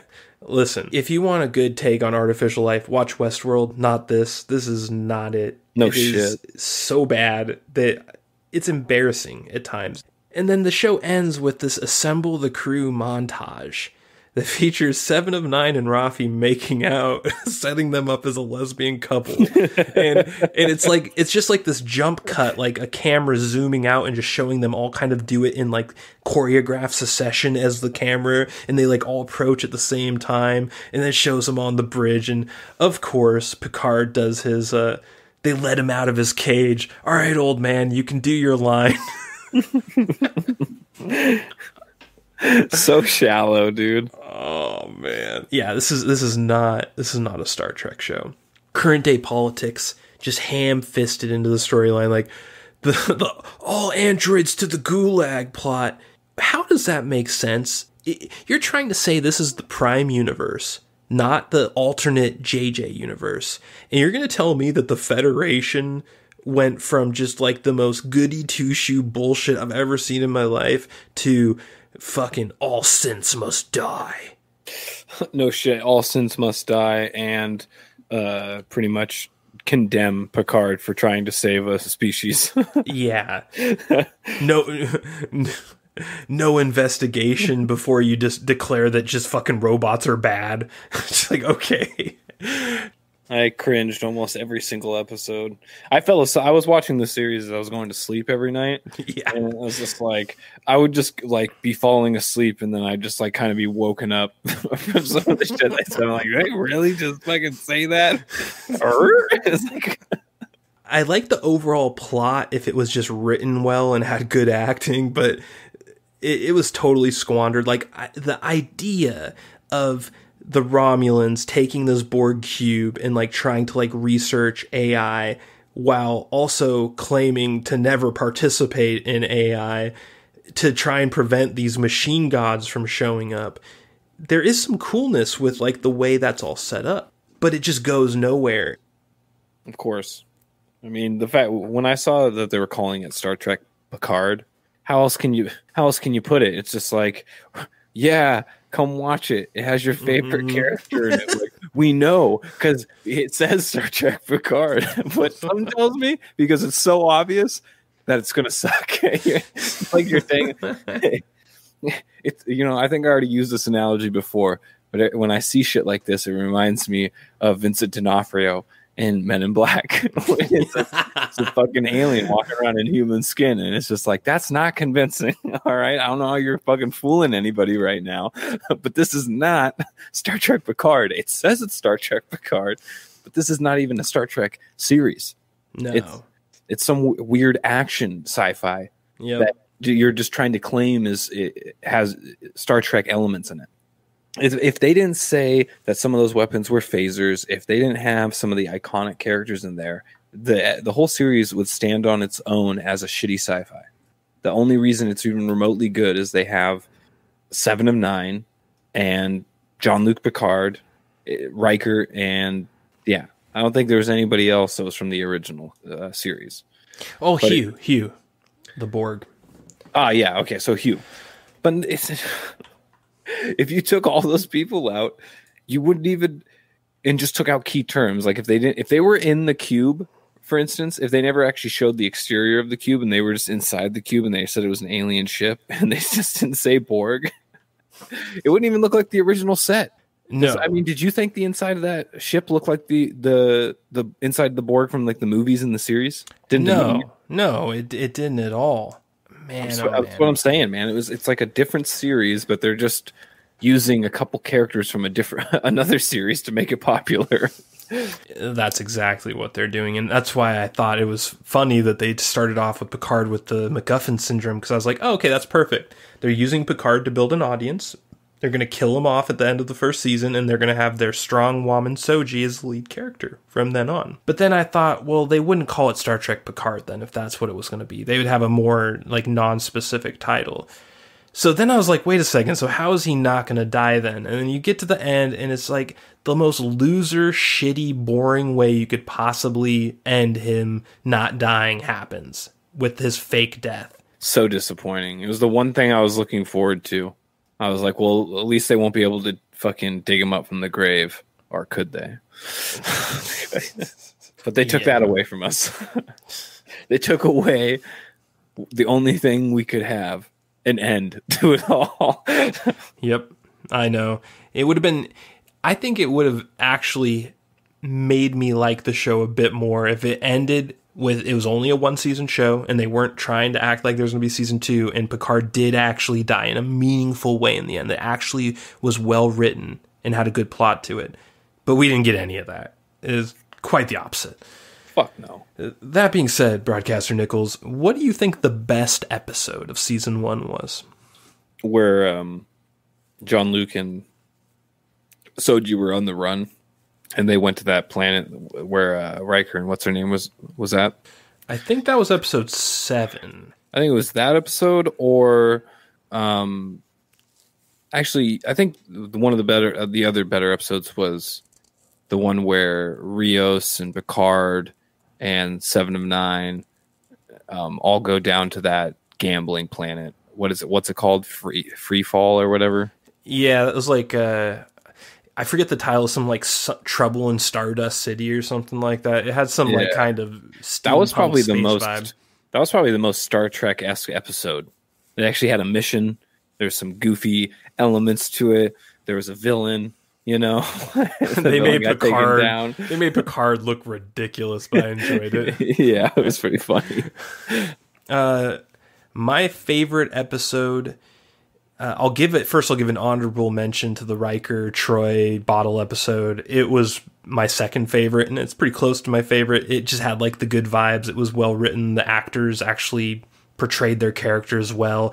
It almost felt like Jean-Luc sort of remembered Picard for a second in that episode. Like being around Troy and Riker reminded him of what his character was.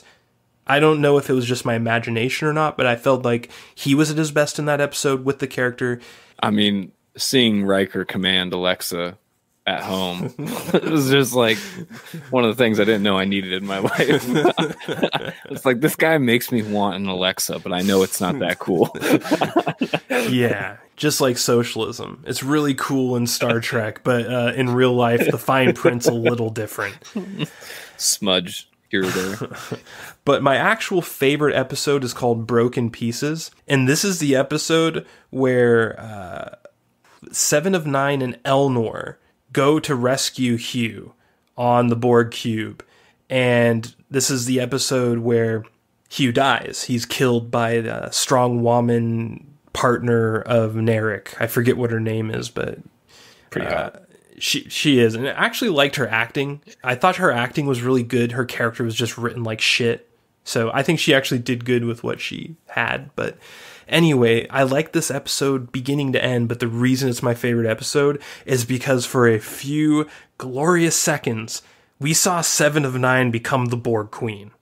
And that, to me, was worth the entire 10 episodes of shit I had to sit through just to get that one 30-second scene of greatness.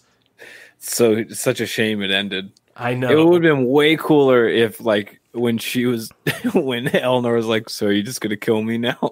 She just turned to him, and they just started sailing the cube off into the galaxy. You know, and it's just like to be continued with that one. That would have been way cooler. That would have been game changing. Yeah. Instead, she gives up ultimate power. Yeah. It was depressing, but also one of the greatest things I've seen in any Star Trek made in like the last 20 years. Like, if I'm being really honest, there aren't a lot of moments I can think of from the year 2000 to the year 2020 that were as cool as that in Star Trek. So, worth it for me. Totally the best episode for me. That being said, what do you think is the worst episode? Because there's a lot to choose from. I think it's the last episode, to be honest. Ooh. I think the last episode is just such a letdown on so many levels. It really was. Like it didn't give you anything that original Star Trek fans wanted, and it didn't even really give you a good closure to the new story they had going on. Like none of it was just lame. It was. So they're building this tower to open a hole, and at the last minute, Soji's just convinced, like, "Oh well, Patrick Stewart's dying now, so I guess I'll change my mind."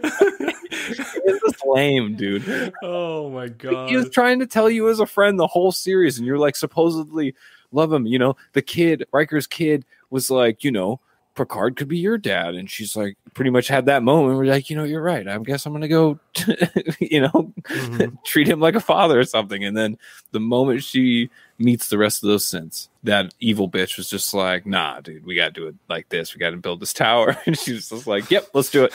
And Picard's like, nah, don't do that. And she's like, fuck you, dude. It's just so lame. Oh man, it's so true. I was so disappointed. For me, Et Arcadia Oko, or whatever the stupid title part 2 is, would be in my top 3 worst episodes of the season for sure, which is weird because typically I usually love finales. Usually finales don't disappoint me. Even in bad shows, usually the finale's good at least. But in this case, the finale is one of the worst parts. But part of me just wished that portal opened up all the way and the fucking whole universe got eviscerated. Yeah, it probably would have been best if it took a Rick and Morty route and just like Cthulhu came out and just swallowed everything and it was just the end. That might have been the best possible thing that could have happened, but it didn't. My least favorite episode, I'm going to say the worst episode of season 1 is called Maps and Legends. It is episode 2 of season 1. And this is a remarkably boring episode.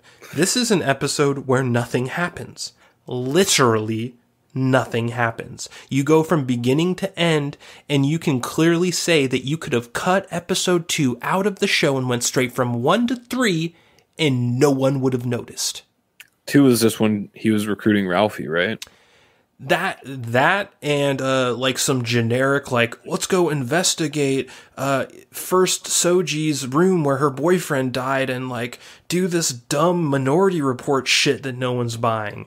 Oh yeah. It had nothing going on, like absolutely no point whatsoever other than to just establish the fact that Picard is no longer the man. This episode tells you Picard is done. He has been flatlined.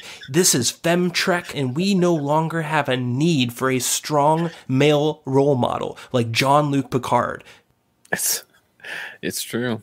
It's just so bloody obvious, like how many women were in that series. I was like thrown back every episode at how many women they were just adding into the series. I'm just like, wow, like yeah, it was like Mitt Romney. Remember, Mitt Romney had a binder full of women.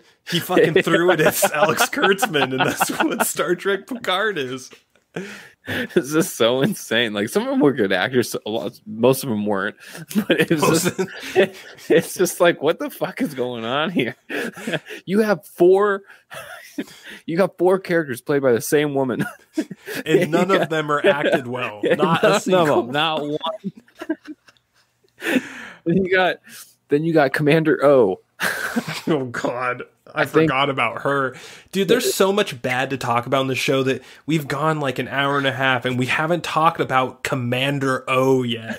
Oh my God. Commander O. How the hell did she get a fucking role in this goddamn show, dude? I honestly have no idea. I swear that picture of her with those glasses on before she's about to give Alison Pill's character the vision. She just appears behind her with those big gargoyle glasses on. I was like, did you let this bitch walk on stage with her own personal glasses on? Did she forget she had her shades on when she was shooting the scene or something? They're like, fuck it looks good. Oh, man. Yeah, her entire character arc was pointless and stupid. And again, it was just, well, we're going to throw another strong woman here for reasons. And we're going to have no explanation for any of her character attributes, how she became where she is in the most suspicious manner possible. You're telling me that at the very top of the Federation leadership, you have the Quan Chi version of the Tal Shiar out there fucking controlling. I want to know how a fucking Romulan became commander of the fucking Starfleet. So let me get this straight. The first point, no ships, right? Not enough ships. So Picard's in trouble for using some of his ships to save some Romulans from dying, right? That upsets Starfleet. Starfleet's like, what the fuck, dog? Like, you can't do that. Like, what about us? What about us? You know? Meanwhile, let's elect a Romulan to one of the second highest fucking position in Starfleet. And then the moment some shady shit happens on Mars, they're like, nah, couldn't be the Romulans. No fucking way. It's just fucking ridiculous. Oh, it's so bad. And that fucking the main Starfleet chick, the chick with an anger issue, the one that flips the table at any sign of fucking resistance. Oh, the one who's like she's like, shut the fuck up to Picard, yeah, like dude. she's gonna fucking rip his dick off. I was like, whoa, dude.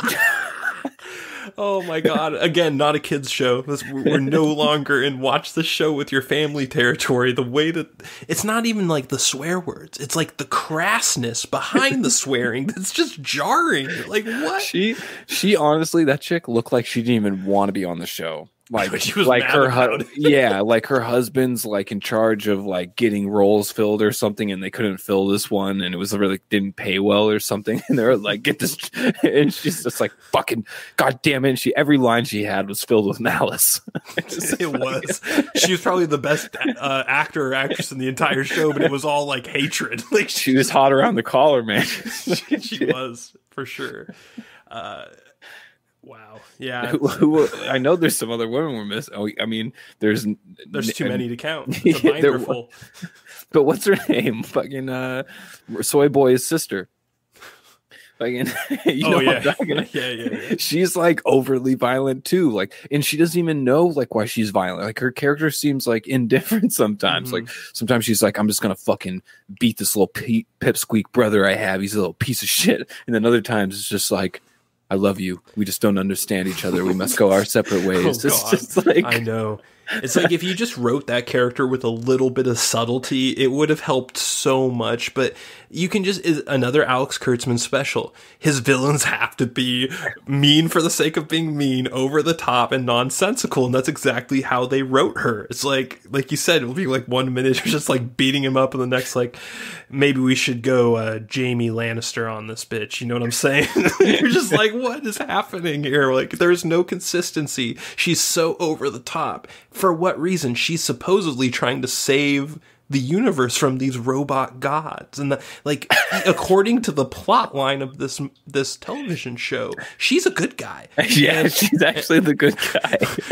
But they portray her like a villain from a cartoon from the 40s. Like, it's just like they portray her like you know how the last few episodes are going to go. Mm-hmm. But you don't know. Up to the point you're like, well, it sounds like she's trying to stop something that's pretty important. Maybe you should help her. I don't know. Fuck. Yeah, it's all subterfuge. They like don't want you to know that. It just doesn't work though, and there's no subtlety in the writing. Like, everything is over the top in one way or another. You see it in the constant swearing. You see it in the portrayals of the characters. You have Picard just at the bottom rung, and you have like Soji portrayed like she's Sarah Connor from Terminator. Like, it's just, that seems to be a prevailing archetype in Hollywood right now. Yeah. it just sucks. And that being said, let's get to our segment, The Hit, The Miss, and the Broadcaster Nickels. There's not a lot of hits in this show, but I know you have at least one, right? What's your hit? I mean, it's going to be Riker. Riker was the hit. Yep. He's the only one in the whole series that acted like he knew what he was fucking doing with his character. He's like when I could tell when the phone call happened, he got called. He's like, "Fuck yeah, I've been wanting to play Riker for like a long time." Everyone else was just like, "Fuck," I guess. Yep, exactly. Very true. My hit is the same as yours. The Riker Troy bottle episode.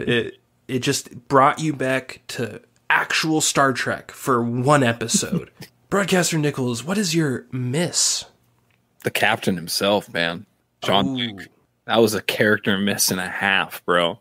Just wasn't. It was just a terrible portrayal of his character. It was a betrayal. I was gonna say I think you just coined a new term, a portrayer. Like I think that's exactly what happened with this character. Yeah, I couldn't think of a bigger miss in the series than the man himself. You're right. I mean, there's plenty of misses, don't get me wrong. But lots of them. Yeah. Lots to choose from. That is a big one. My miss is the set design for the spaceships. We kind of touched on it with the Borg Cube a little bit earlier. All the spaceship sets were just bad. They were fake looking.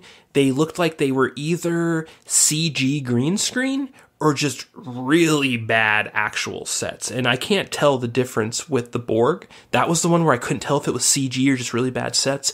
But with Reyes' ship, the ship that they're on, the hero ship, quote unquote, I swear to Christ, that's a green screen. I don't think any of that ship is real. Like when you see them on the bridge, I think the only thing real is that bridge, and everything behind them is a CG. And totally. It's horrible. For sure, like the backdrop with the huge open hangar and the stairs going down the middle. Yeah, that's definitely green screen. I have no doubt.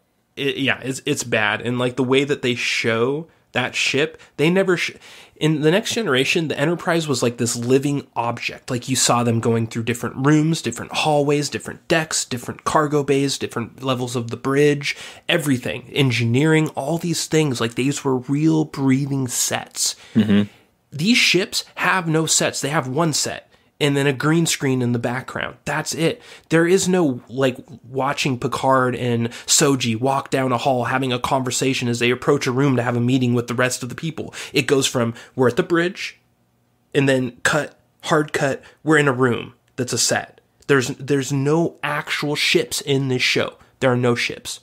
There's green screens and little rooms, and it fucking sucks, and that is my miss. Yeah, for sure. I was gonna be what my ugly is. You know, my ugly is, my whiff. How dare you, Broadcaster Nickels? Whoops. We spent so much time in R&D with this title. Just kind of pulled back the curtain there a little bit, but all right. Don't ignore the monkey on the crank. But anyways, I think the whiff was the aesthetic, particularly of the Borg Cube. That was the first time I actually noticed it. But you bringing it up kind of made me realize that the whole series was kind of lacking in a way. Some of the actual terrain on the planets were cool, but as far as space goes, the Borg Cube really stood out to me. I was like, as soon as I saw them going the Borg Cube, I was excited. You had so much hope in your heart. And then got in, I couldn't immediately say it. I was like, what's going on? Wait a minute, this isn't the Borg Cube. It's a totally different set almost. Yeah. There's no detail in it. Like the original Borg Cubes, I mean, all Borg Cubes up until this television show had like this fine detail in the walls where you just like see circuitry and all this stuff everywhere. And then this is just like plain, flat, opaque black walls with like some generic green glowing light to make it, it's the Borg. Yeah. It was very lackluster. Yeah. And they didn't explain it at all. I was like, maybe it's because it's deactivated. It's like in this dormant state and nothing's alive, you know, but didn't change when 7 and 9 connected to the cube. Some shit lit up, but I mean, I don't know. Yeah. I know they kind of like said the cube's alive in a way, and maybe it's like just in some weird hibernation, but I don't know. That's me giving them far too much of a break. Yeah. No, I think you picked your whiff quite well. And there's a few whiffs to choose from, as there were misses. My whiff is the vision of the machine gods. So there's this little cutscene that happens that is the original sin. It's what brings this whole storyline to begin to end. It's this vision of robot aliens from a different universe invading and just liquefying everyone, just destroying everything, just eliminating everything in the universe. It's supposed to be this horrifying scene. And guess what, people? None of that was actually really made for Star Trek. That was all a collection of generic sci-fi videos that are available online for anyone to buy the rights to. They just bought the rights to like 10 generic videos on the internet. They pieced them together. They photoshopped Data's face into one of the androids. Are you serious? I am dead fucking serious. This is all stock footage, Broadcaster Nickels. The most important scene, just what defines the entire storyline, it is stock footage. And That's sad. I have seen the proof of this. I've actually went to the website and looked at all of these stock footages, and you can literally like put them side by side and just say, oh, this is the exact same thing. They just changed this color tone a little bit. And in this one, it's like, oh, it's the same thing. They just pasted Data's face on a generic android robot. It's all bullshit. They couldn't bring themselves to make their own original content for this critical story component. They had to go out and get stock footage like they had no budget. I forgive someone who does this if they have a budget of $100. Okay, yeah, you couldn't do that. Do what you want. Do that. Do what you gotta do. These fuckers had so much money, you can smell it in the production values of this show. You know they paid the fuck out of Picard. These guys had money. And they chose to cut a corner so crucial and in a way that's just a meme. It's a fucking meme. That's so funny, dude. And not only is this my whiff of this review, I'm going to go on the record and say I think this is going to be the biggest whiff I ever talk about in the history of the Crack Cellar Podcast. I doubt I will ever find a bigger whiff than this. Oh, ye of little faith. Then again, there's always Picard Season 2. Okay, so, there you go. Predictions, Broadcaster Nickels. What clown boat operation do you think we'll partake in next?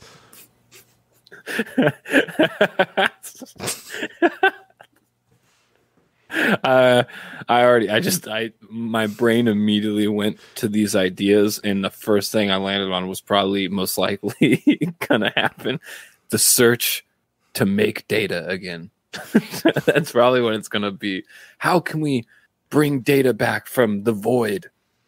I don't know. Something like that. Or it's just going to be Picard and friends.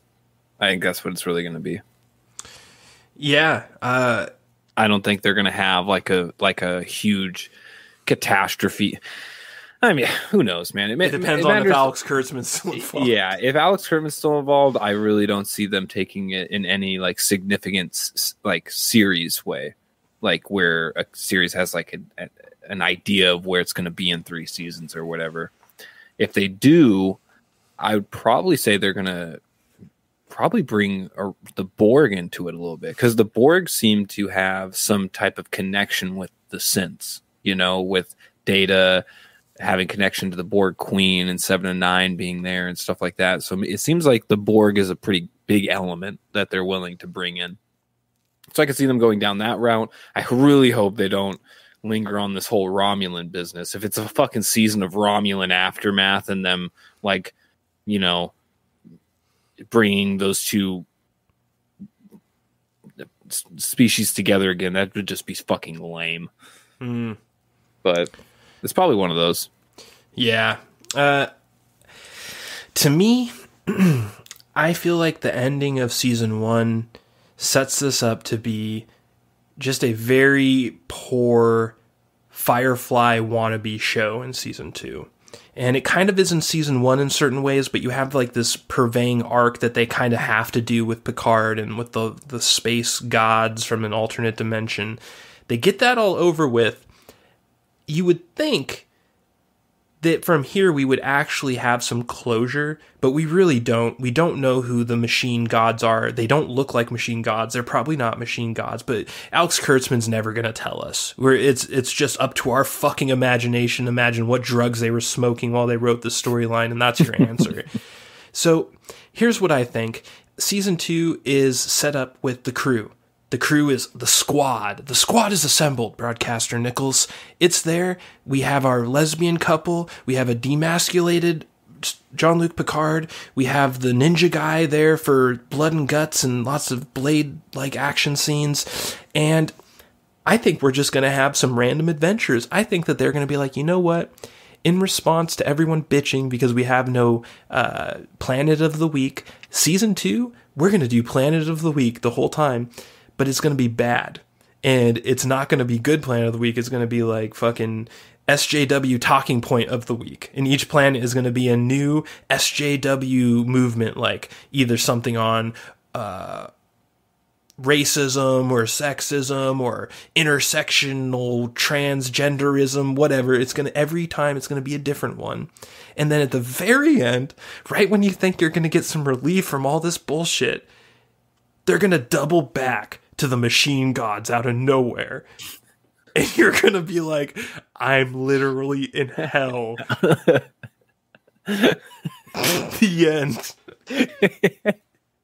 It's just like you're just sitting there listening to some strong woman go on a rant about how Picard needs to transition, and you're like, how can this get any worse? And then the aliens come back.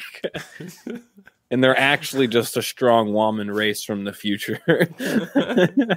And only males and their toxicity describe them as a robot all-ending race that they should fear. Oh, man. I'm telling you, look it up. Look into it. All right. Broadcaster Nickels,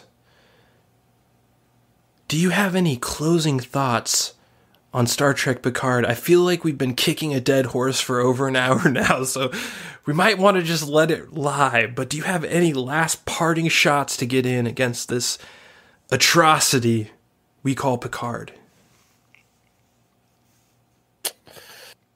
I hope that the people in power in Hollywood look deep, deep in their hearts and stop diddling little kids and writing terrible sci-fi like Star Trek Picard. All right. In whichever order, okay? Like, you can prioritize that however you want. Just get it done. All right. It's just, I'm not asking for a lot. just goddamn. Yeah.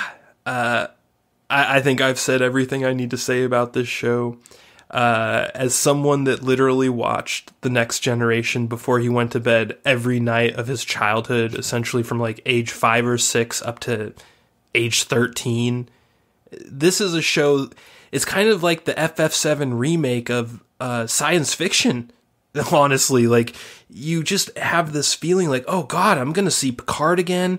There's gonna be the Enterprise, it's the Federation, we're gonna have like the Romulans back, like it's all gonna be back, like this thing from my childhood that I wanted so bad.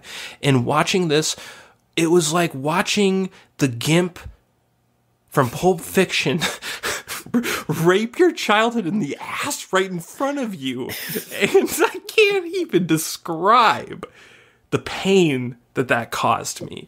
And I'm going to hate watch season 2, don't get me wrong. All these strong words I have, I'm still like this fucking simp bitch who's gonna watch this shit again. Hopefully pirate it this time, because I actually paid for CBS All Access the first season because I wanted to show support for something I wanted. You know, I try and do that with everything. I subscribe to Amazon Prime for The Expanse. I do that with everything. I want to make sure that they know, hey, I'm subscribing because I want to support this.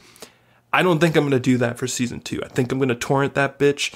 If you want to use this as evidence against me, FBI, come at me, bro. I have a good VPN. You're not going to get me. But either way, This was a travesty. This is a disgrace. And that being said, Broadcaster Nickels, what is your official Joker rating for Star Trek Picard Season 1? Well, Daniel, in the past week, in anticipation for this review, I went on a hike. And at the summit of the mountain I climbed, I went into a deep meditation. And I realized that there wasn't a low enough level for this ranking system to grade Star Trek Picard. All right. And so I would have to say that it gets 4.5 strong woman. But the only thing I can really give it is Jared Leto. Indeed. I give it a Jared Leto as well. A strong Jared Leto. Strong and powerful. Yeah, this is a strong and powerful Jared Leto. This is not like your borderline Jared Leto situation. This is the thing that defined the D rank when we crafted this system of Joker ratings. When you think of what is at the very bottom of the abyss, you see what they did to Picard in this show. There's no other way to put it. This is laughable. It defines the rank. It does, truly. And with that, we will close out.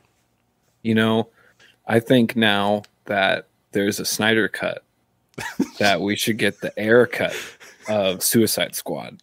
And then we'll truly see the darkest Jared Leto. Supposedly there's like an hour's worth of footage of Jared Leto that would get from an air cut. Are you fucking shitting me? I'm not fucking with you, dude. Wow. I guess there's a fuck ton of Jared Leto footage that never made it.